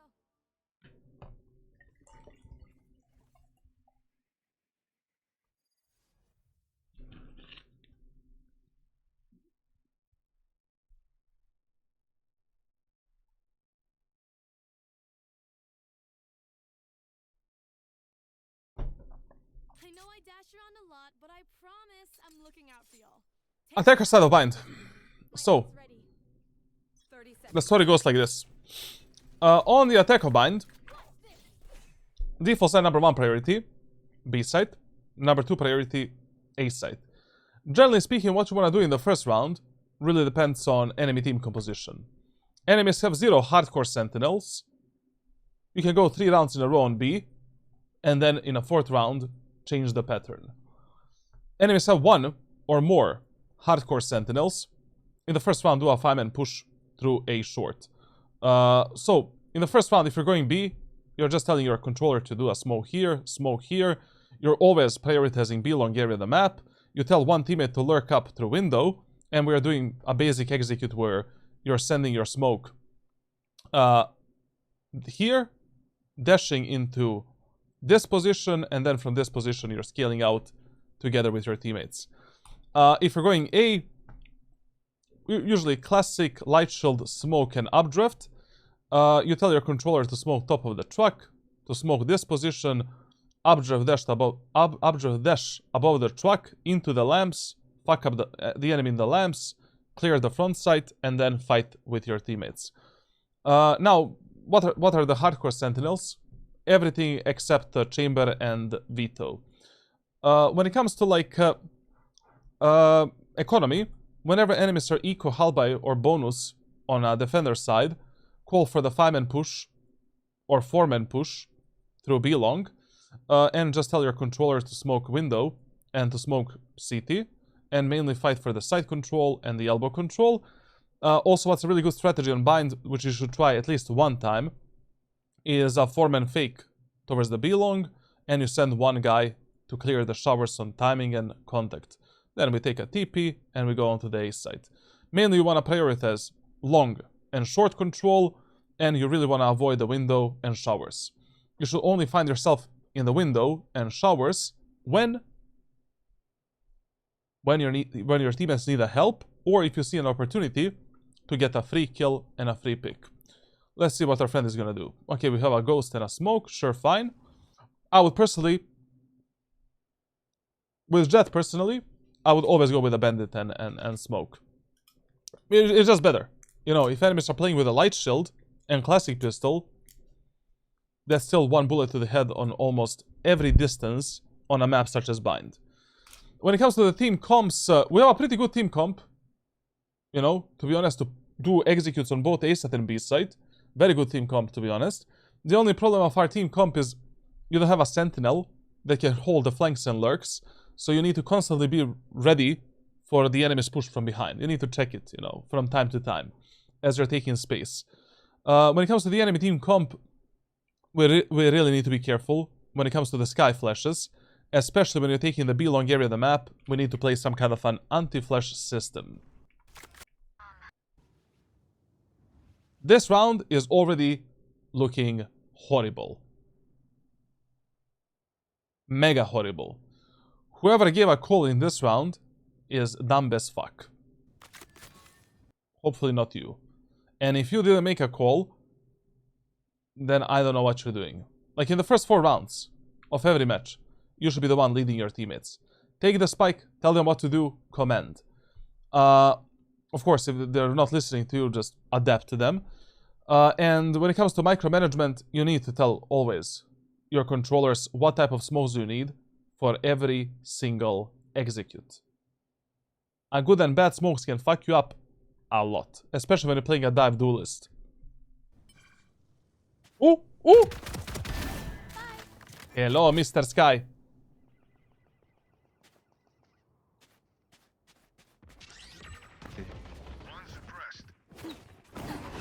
Okay. Good shit. Good shit. Very nice, very nice. I would advise you not to take this fight and risk a bullet in the head, but you do you. You know, like...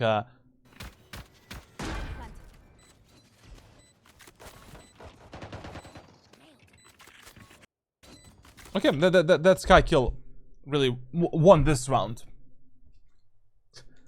I love how much people agreed for the stupid orbs. Like, it's insane, literally. Healing. Launching missiles.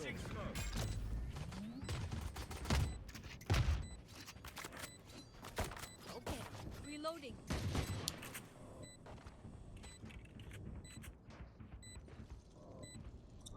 2 days ago, was playing 4 Russian, 0 comms, understand either other. I was following my team and somehow we won. Also, I was playing support for my team. My brother, like, you know, in those type of matches, like, just use these idiots, like, to refrag them, to just play with them and try to get the most out of it. In rounds where you see some opportunity for solo play, go for that solo play, try to make a numbers advantage, and that's it. Like, not much you can do in those matches.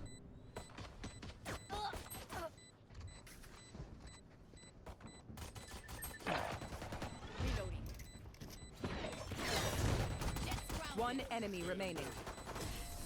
Okay, we only had one problem here in your positioning in this post plant. Like, the main thing you should look for. The main thing you should look for when it comes to your positioning is what your teammates are doing in the post plants. Nothing else matters. Look at, you know, ask yourself, do enemies have some utility that can fuck us up somewhere? And ask yourself, how should I position based on how my teammates are playing, and how can I refrag my teammates on every angle? So, if I have a Raze here, a Brimstone here, where do you play? You play here. And you're ready to swing out on both of their contacts. Done. Like, your post-plan positioning is heavily dictated by what your teammates want to do and what they are doing. In what scenario do you play Ghost now, even? Depends on the agent. Like with Jett, in every situation where you wanted to play Ghost and a smoke, I think it's better playing much better, playing a Bandit and a smoke. But some agents just cannot get a Bandit because then you're sacrificing some very important piece of utility for that first round. I'm still here, amigo.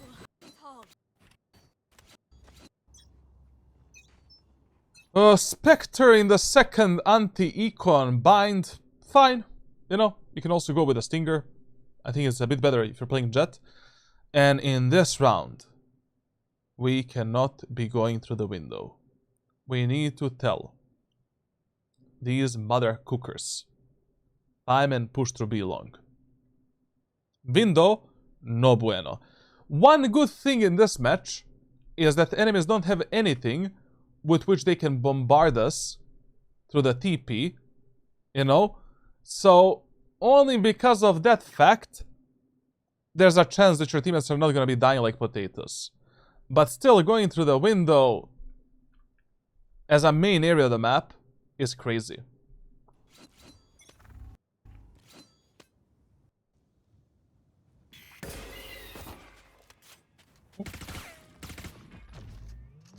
Listen, if you need to scale up alone through this area of the map against a flash agent, it is totally fine if you use a smoke up here to do that.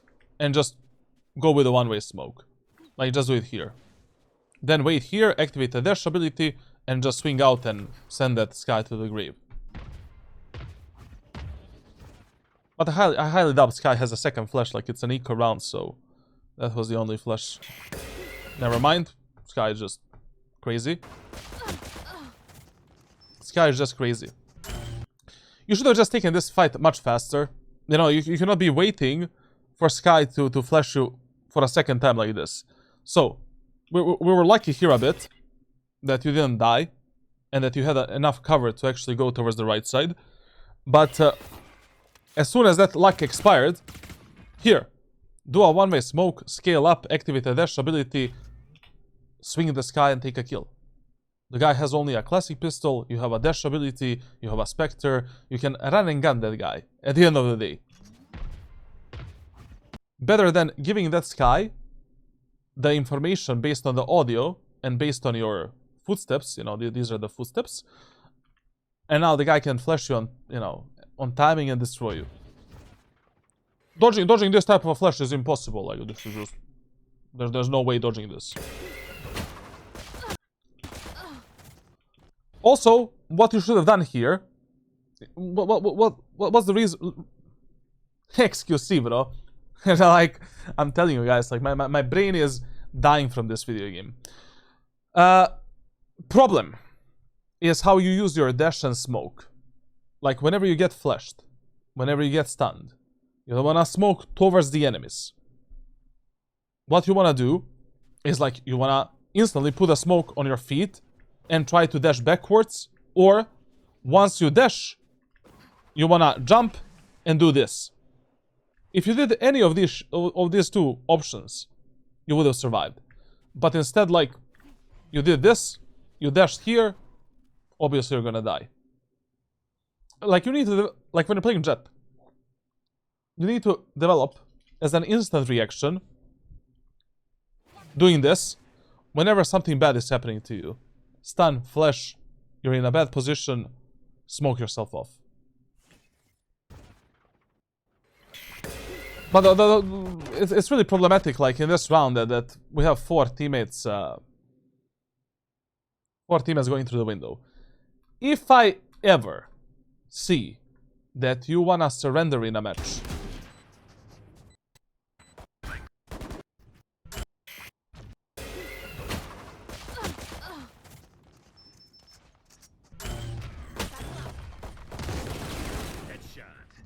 we are done.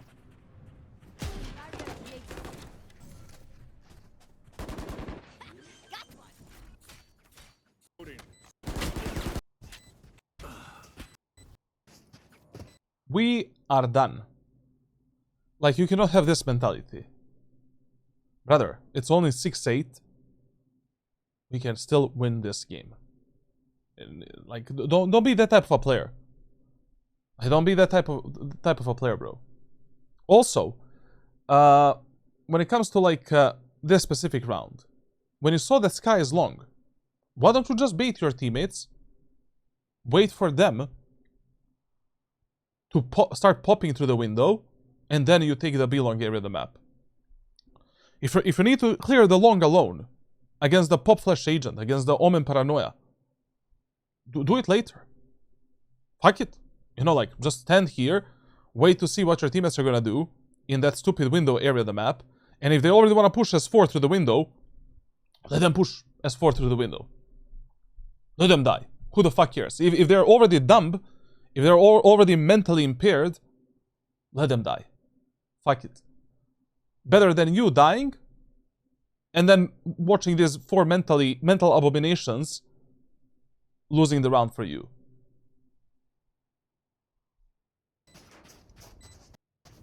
I'm actually. But we could have played that better, obviously. Do you think dashing into that Sky before she uses her flash is a good play? Man, he should have just run through that Sky. Like, when she used the first flash and he was scaling up, man, just go, bro. Use one smoke as a one-way smoke. Dash ability, run her down.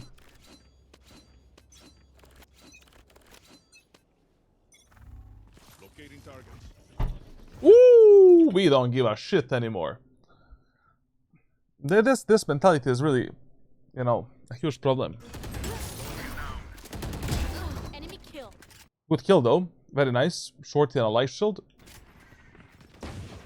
Now we can easily win this round. Usually, so when you take the lamps, a lot of the players make a mistake where they stop here. You don't want to stop here. Try to take more space.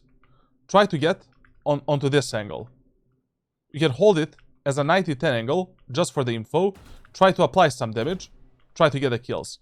If your teammates are fighting the enemies here, you can also try spraying down the enemies and applying the pressure through here. Jump spot the backside. Get the info if any enemies are here, so that your teammates are not dying from the backside. Like all of this pressure that you apply from this position, your teammates can somehow use, or it can be useful in some kind of a way.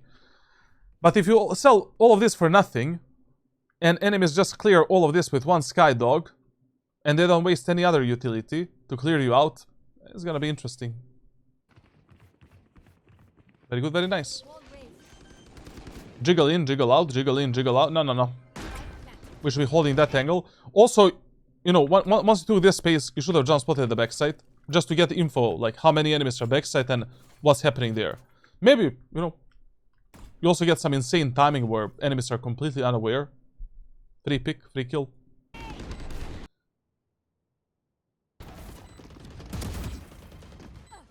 We should not have left that position still. We still have a shorty. We still can take one more fight quite easily. Like, try to do this. You know? And then... Ba. Himself walks him in. This fight is pretty, you know, 50-50. We don't really have any cover, but... See ya. Look at that guy. Oh, 95. That's something that I was talking about at the start of this, like, VOD review. You know, in this match, we really need to be careful when it comes to the flanks and lurks, and we need to check it from time to time, but, you know, it was not your job this time. One heaven. Like, one problem is, like, I've noticed when you have a dash ability, like, you take these fights against the enemies, like, way too... I don't know how to say it, like, way too light. You know, it's like, you don't give a shit. You just swing out, and you quite literally just do some random bullet, random spray, and then dash away. Get ready for that fight. Place your crosshair in the wall, look at the minimap, make sure that you're mentally and physically ready for the fight, and then swing out and try to nail this guy. One heaven. Blocking sight. One enemy remaining. Hello, Mr. Bailey. Why does the lamps look wider on stream, but in my games it's so tight? I don't know, man, like, literally. Yo, not so cool, Mostly Mandarin. How are you? Long time no see. We're back on the regular grind, bro. I promise, like, this week we're just gonna do the coaching content with maybe a few games, tier 2 reviews, like tier 3 reviews, like, you know, track reviews, VOD reviews, and also I'm gonna make one 5-stack ranked coaching, and then from the next Monday, so not like in 2 days from now, but like 9 days from now, I'm gonna start with the ranked grind again. Ranked grind again, because like we're doing a new series, a new challenge, like next act. Casting games with viewers. We can maybe, you know, during this week, like we can maybe like make like a few, like 1 or 2. 1, 2, 3. Okay, good round.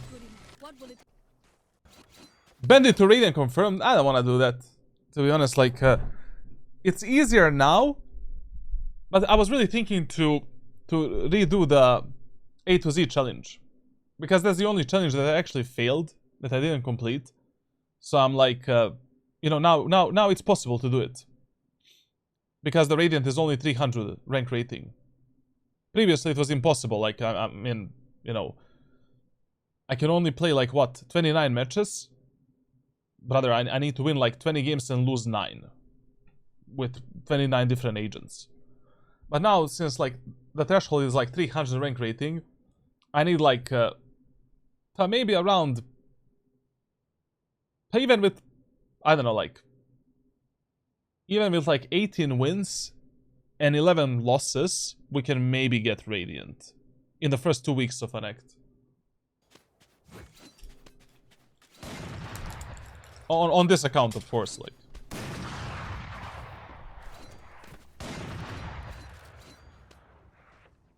Lo tenemos, hermanos.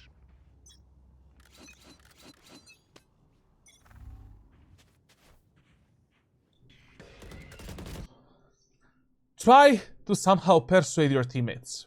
How to command your teammates in ranked solo queue. You pick up the spike. Hey guys, let's go B long. Hey guys, let's go B long. Hey guys, B short is not B long. Let's go B long. Let the Sage go alone through the window, lurking there and trying to fuck up someone. Rest of us, let's go B long. For an example. The amount of times that we're going B here is fine. Anyways, enemies are eco halbay again. Because we just won an anti-eco round. I mean, enemy anti-eco round. Yeah, I mean, going B in this one is fine. But once again, 4 players going through window, like, I don't know. It's been 6 years of Valorant, and I don't know how players never learn. One good thing here is that we don't need to worry about the sky.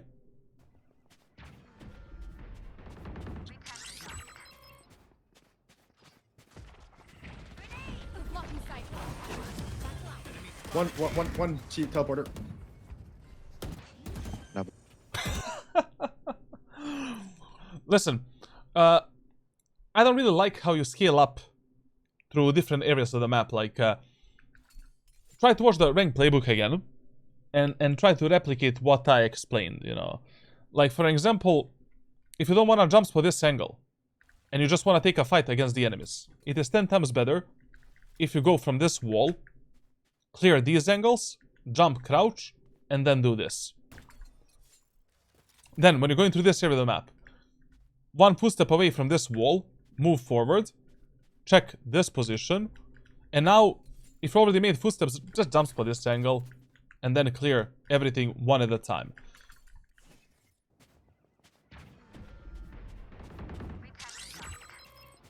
How to take command of your team, Valorant guide. Act like you're running for a president or something, just speak confidently and most will trust you. No, literally, like, you need to be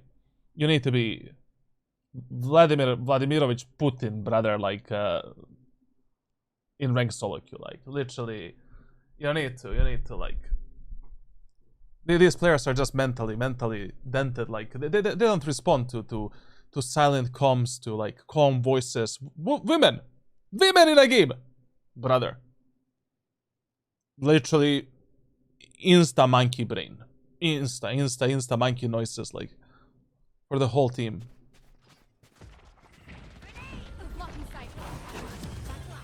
One cheat teleporter. No.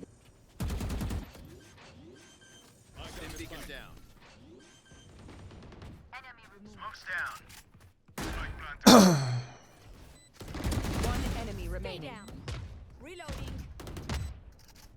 Women in your team equals lost. I swear to God, I think I won every single game that I played with a women in the team. Every single game. And I lost 90%. I lost 90% of matches with those so-called tier 2 and tier 3 players. They are, you know, like, they know the best. You know, they're earning like $50 per month from playing Valorant. They're him, you know, like, they're them. Here. Ego through the roof, man. One enemy remaining. Reloading.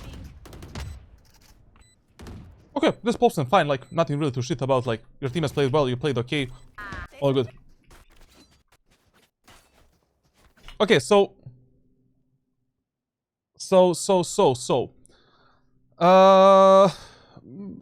yeah. Sharky, see man, we know that Sky is the B player, definitely. To be honest, I really don't know who is defending B side besides Sky.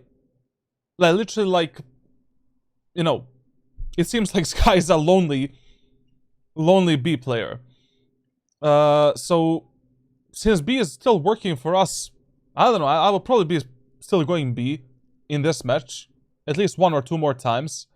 Just to see if you know, we can get out, get away with a few more rounds in the pocket there. Like, there's really, you know, when you find a secret grail in the match that you're playing, like a secret sauce that's working for you, there's really no reason to change it. But what you can do is, like, you can, like, just push in a different way. Maybe we can push on contact, maybe on timing, maybe we can do a 4-1 split through long one time, maybe. Maybe we can fake A and go B, for an example, so yeah. I'm Scar. Yeah, you can do that. Tough music, Hunk. What was playing? 1,000-foot crutch, huh? 2013 Phantom Lord stream. What the fuck, Exile, bro? Like, relax, man.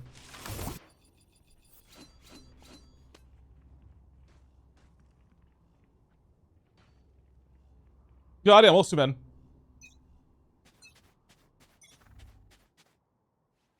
Let's not go too political. If I start talking about politics, we're banned 1,000,000%. 100%. I don't support anyone, but just, you know, I would say something interesting.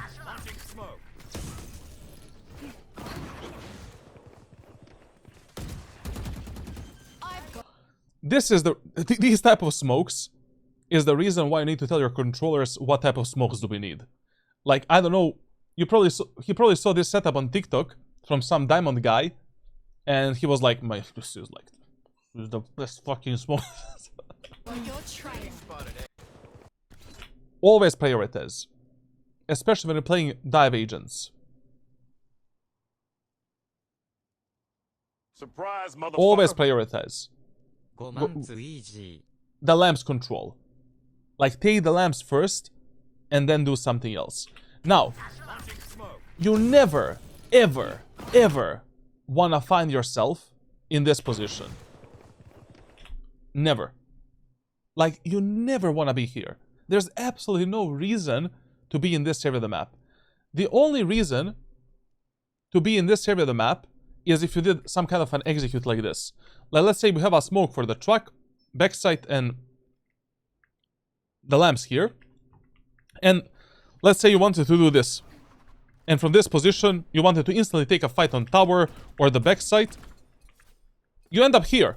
Out of this shit spot. I don't remember, like, I was coaching yesterday someone and he told me, like, some interesting comp for this spot. Like, how do people call this spot? Paper. Paper? Paper, bro. Paper, man. I never heard in my life anyone calling this spot a paper. Like, what? Where the fuck is the paper, bro? Like, Immortal VOD is like Ascendant 1, Diamond 3. Approximately. You should fuck bitches. I cannot be playing Valorant. I'm not playing Valorant. I'm not doing that. You are doing that.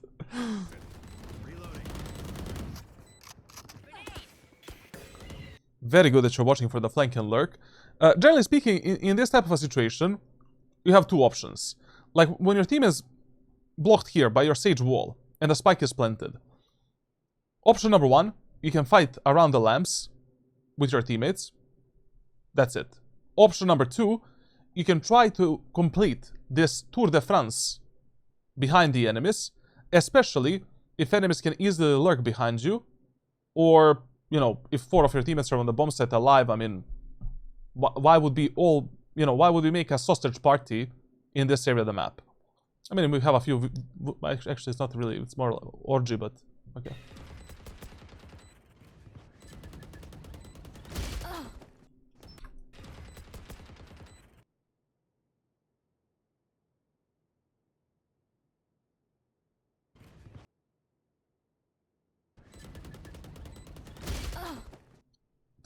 That's a very interesting peek.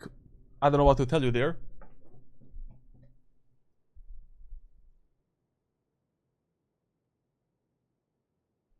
That's a very interesting peek.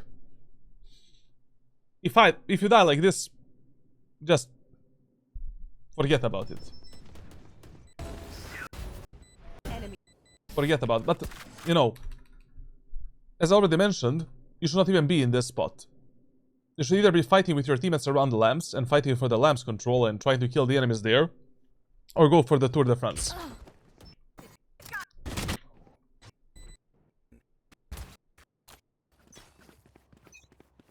Okay, so Chamber is mainly the A player. He has the ultimate. Let's try to avoid him. Fireman push B long.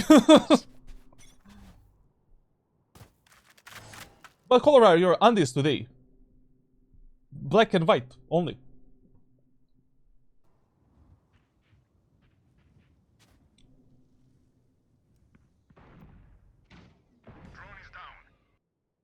There's the two in. Always go from top of the bench. Like, if you're peeking the B long alone. Hug this wall. Jump, crouch, go on top of the bench. Run immediately as soon as the round starts. Jump, crouch, now pre-aim this position. Two in hookah. The shorty.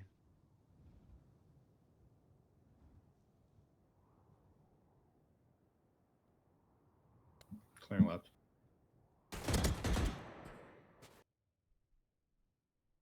As already mentioned, like previously, like your angle clearing can be much more methodical. Like go in and out, jump spot the enemies a bit, you know, like your angle clearing looks way too, I don't know, robotic basically. Like it's like you don't know where to place your crosshair. But you know, man, like you played Bind so many times. Like check this, check this, check this, be ready for this fight, be ready for this fight, move in and out, like one angle at a time. Or if you're a Clove, just, I guess, do this.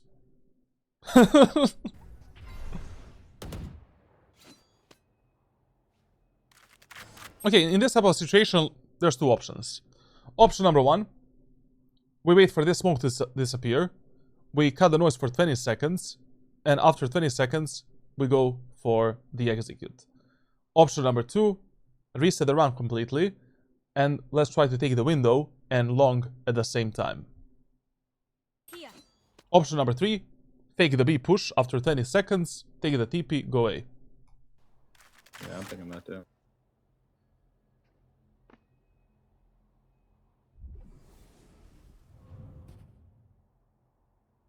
The clock.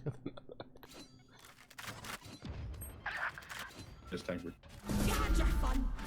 My turn. Okay, we got option number three.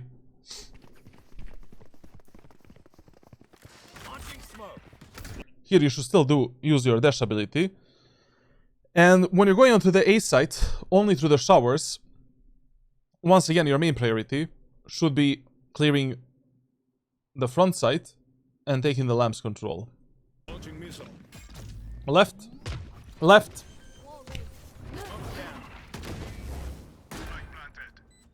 The problem here is like, this play is objectively okay. You know, it's like whatever, it's a 50-50 play, it can work. But the problem is like, I really don't trust your teammates with clearing A short and lamps.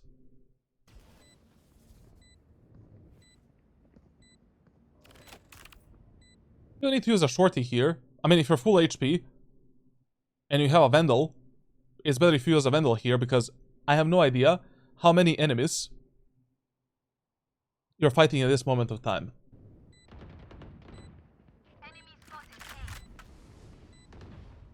Good. Okay, I guess all of the enemies are on the left side. I don't know, why did you even go behind the enemies here? Like, we could just kill them from tower. Lance. Lambs! I don't know. I just don't understand like this decision making from you, brother. If enemies already didn't go tower, you can catch an insane timing onto the enemies that are going through the spawn. Just pick them from the tower.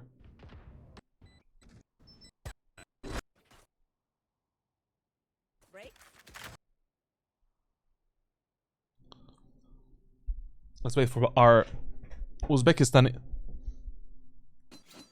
internet to work. Kazakhstan net. Insane.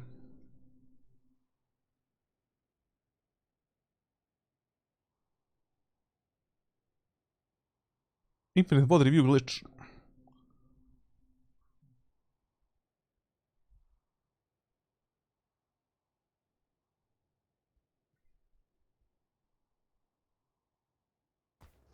Can we get a good corner?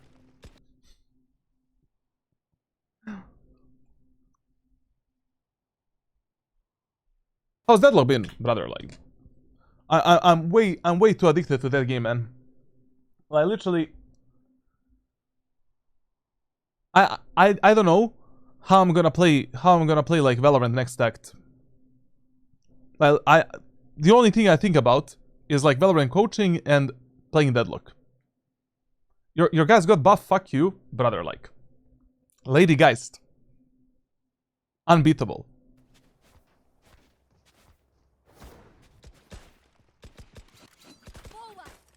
But I made a mistake when I first started playing her. I played Lady Geist only as a spirit build. It's shit. I mean, it's okay, but like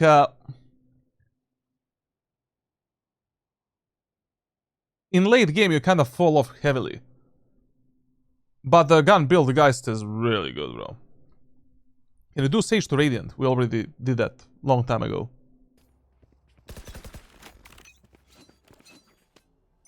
You want to play? Let's play.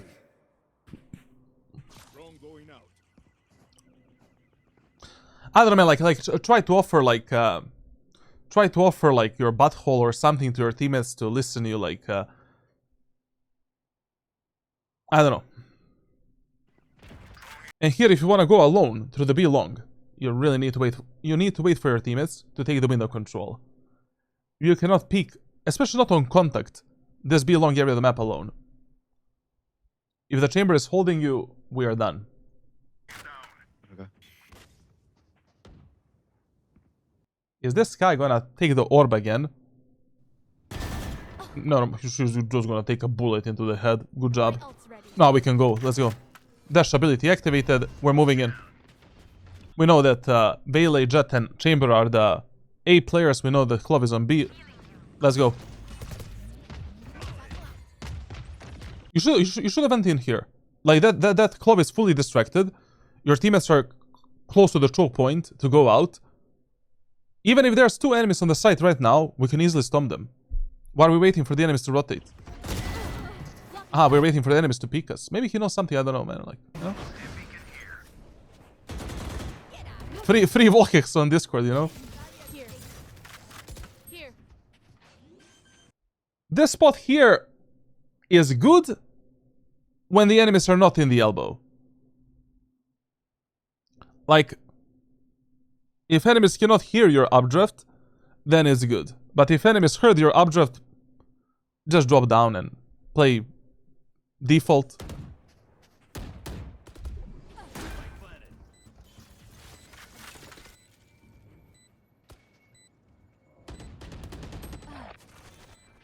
Especially now, like, you should drop down, because this guy from the elbow can kill you, while Whaley from the garden can also destroy you.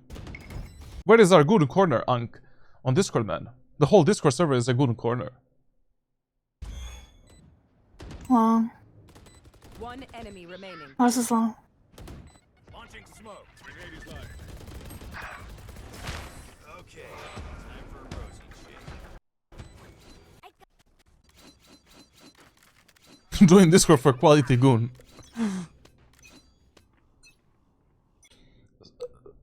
Listen. So you wanna tell me that you wanna surrender a match where enemies are playing like absolute imbeciles? Relax, bro. Like you don't need to tilt at a half. Like, you know, you lose the first 2 rounds on attack, so what? Like it's 6-8. Get out of my way.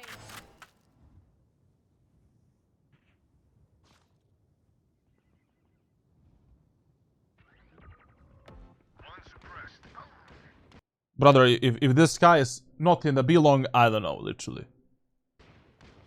I will still wait here a bit. Wait behind the wall, wait for your teammates to start the execute, and then go through B long. Unfortunately, in these situations, like, you need to do that. Better than dying from the sky. On timing.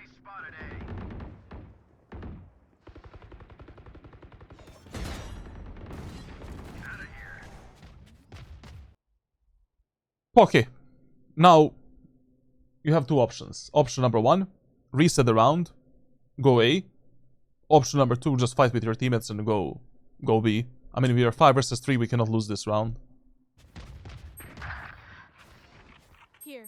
Option number, the other option, we go A.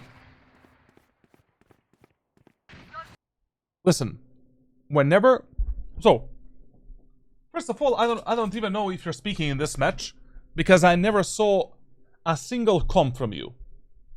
Pings in Valorant. Pings in Valorant mean nothing. Do you really believe that from a random ranked teammate that you're gonna tell them where to go and what to do by just pinging something?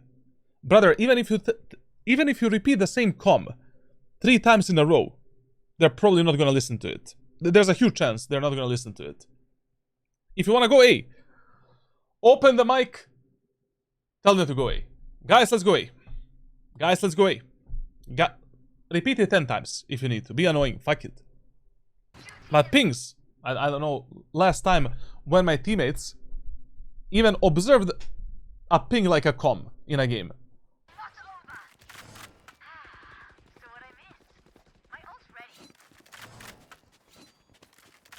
You should have here played with your teammates like through A short. What if they died from an enemy that maybe took more space?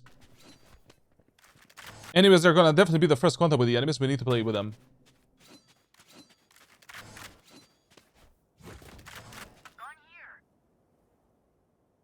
Go! Let's pray for a second.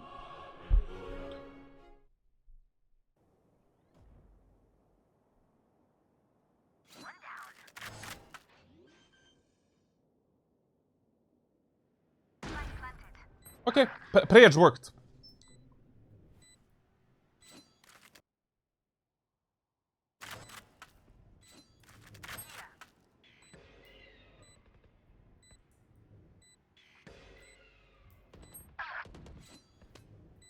No.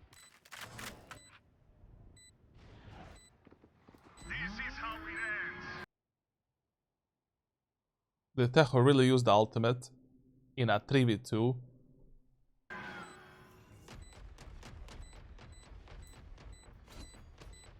Raze, main, could it be possible to transfer the Raze mechanics to an agent like Jett?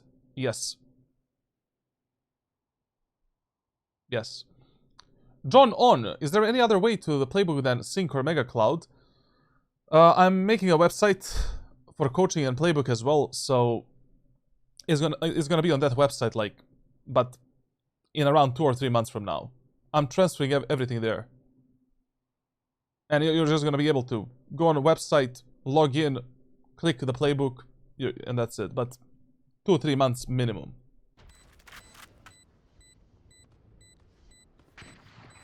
Maybe I'm gonna put it on YouTube as unlisted, but I think website is a better option. One enemy remaining. Okay. Once they're blind, Having problems with creating an account. I know, like, but to be honest, like, there's only like 3 options that I can do. I can make my own website, which I'm doing right now for that. Option number 2 was Patreon. And I started using Mi 6, so, you know, I cannot be transferring all of that shit now to that platform. And option number 3 was YouTube. But YouTube is like, you know, people can just share the unlisted links and keep them forever.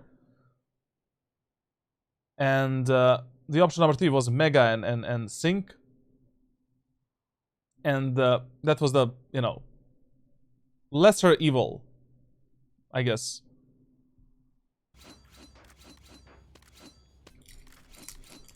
How much for playbook access? You just need to be a sub on Discord, Twitch, YouTube. Like, Push you! Thank you. relax, bro. Udemy? Nah, Udemy, bro. Like.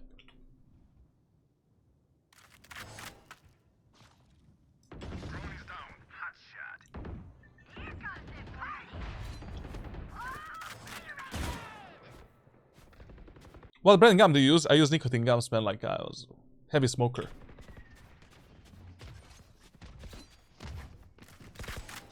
LinkedIn learning. I should make my LinkedIn profile, though. But to be honest, my profile is stacked, bro. I worked as a web designer, app developer, fitness coach, gaming coach, pro player, bookstore manager. I did that for 3 months. Game designer for 1 year.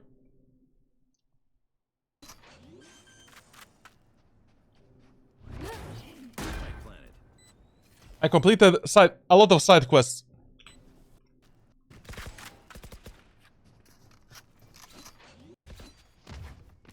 Are you Johnny Sins? I wish, bro. I wish. I'm missing a few centimeters.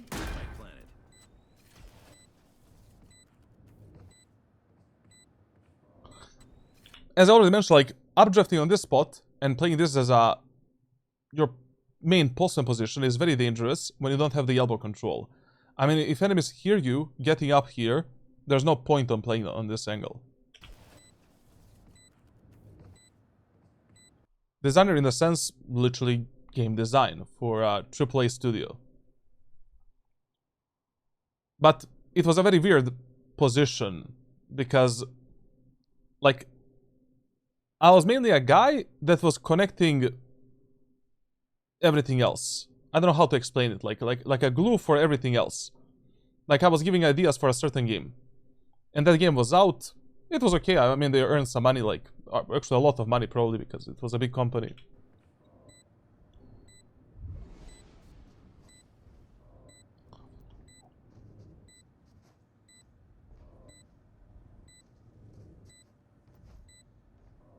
You still smoking? Occasionally, sometimes. Like I cannot quit. Like I cannot quit the habit completely, but it's much better than before, brother. In 2021, 3 packs per day. 3 packs per day.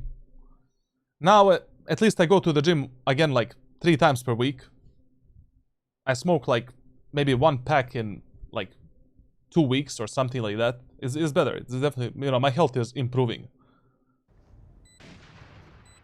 3 packs per day, man. 3 packs per day. 60 per day.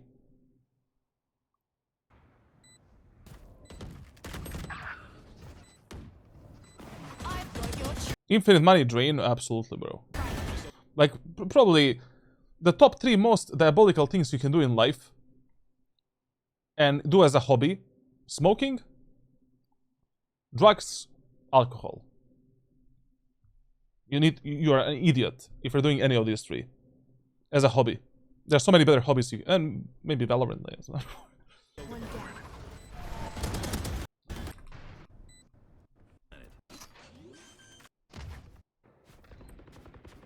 Yeah. Another tip.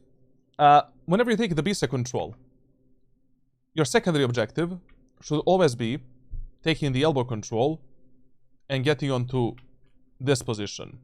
Usually you don't want to fight for elbow alone, But if you have a teammate that wanna go elbow, such as this Sage, follow that teammate and take the elbow. Then it should be very easy for you to play a crossfire setup here with your teammates from sight, and the round is practically over. You take more space, easier to fight. Playing this position, this one and done angle was fine because you had a dash ability ready. So, yeah.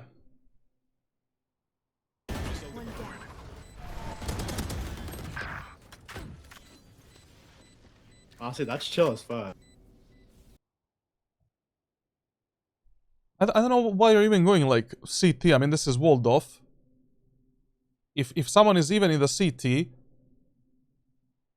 they would already announce themselves, but I guess it's fine. I mean, the spike is anyways gonna detonate, so the round is over. Yeah, it's whatever. Okay, time for the judge. Listen, on buying the... Don't buy the sheriff. Buy the judge and bandit. The bandit is just a bit better on these claustrophobic maps. Like, a lot of the fights are in between 0 and 30 meters. You can get with a lot of bullshit. And with bandit, like, the first 2 shots are usually like a laser. It's quite easy to go for 2 taps and just get an enemy out of the server.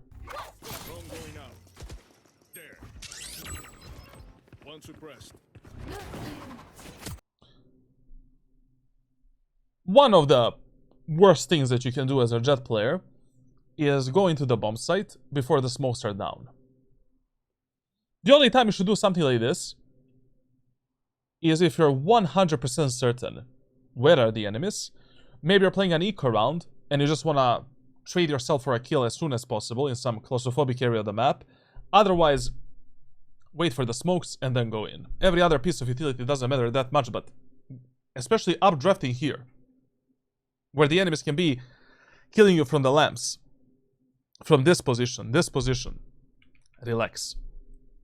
You're not John Wick, man.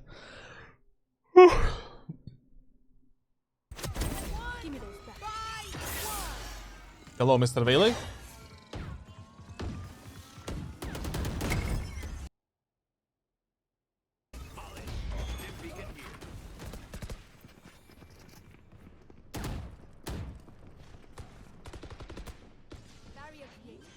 Okay, there's only one mistake the players make in lamps, at least from the players that I coach. You stay in the lamps for way too long, and you hold this angle for way too long. Like, as soon as you notice that enemies are avoiding you, and they're just focusing on going through front sight, especially now that they know that you have a judge, you need to make some kind of a play. So here we can sit for the next, like, maybe 5 or 6 seconds, but as soon as these smokes at the backside expire, we need to fight.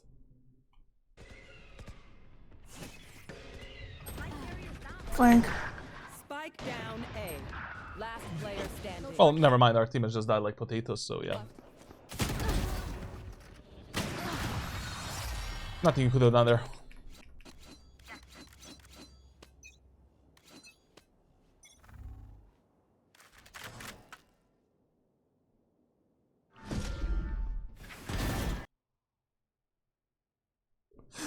What the fuck are these timings, man? Like, literally, like, enemies never teleported in this game from B to A.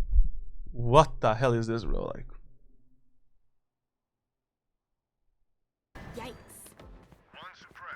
I love this a lot.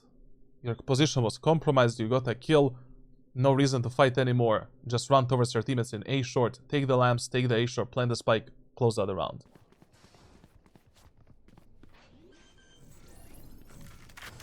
Now we can fight for the lamps with the Teho, which we should definitely do. Playing back with ult.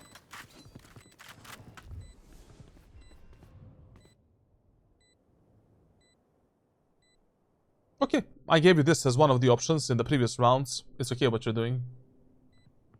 The only thing I need to ask is, like, what the fuck is our Sage doing?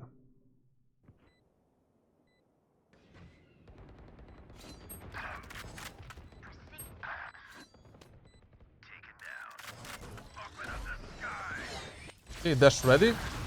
35 on.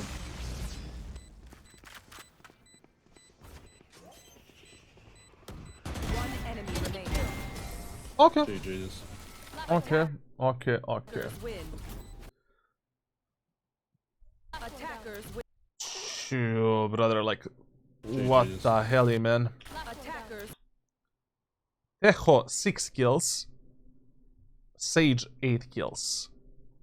14 kills combined in 22 rounds. An enemy Jett with a masterclass.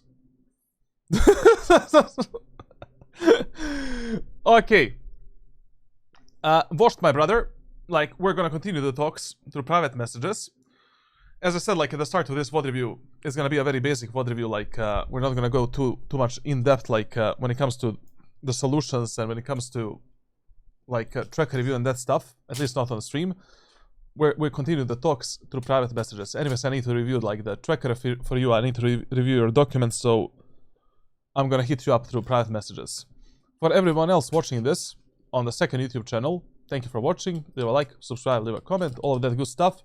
I'm making a giveaway for free coaching for tier 2 Discord sub, tier 3 Discord sub, and private coaching. So make sure to join, make sure to enter the giveaways. Like, you have a really high chance of winning it, to be honest, because you know, there's usually like 100 players entering the giveaways, so you know, it's 1 in 100 chances, not bad.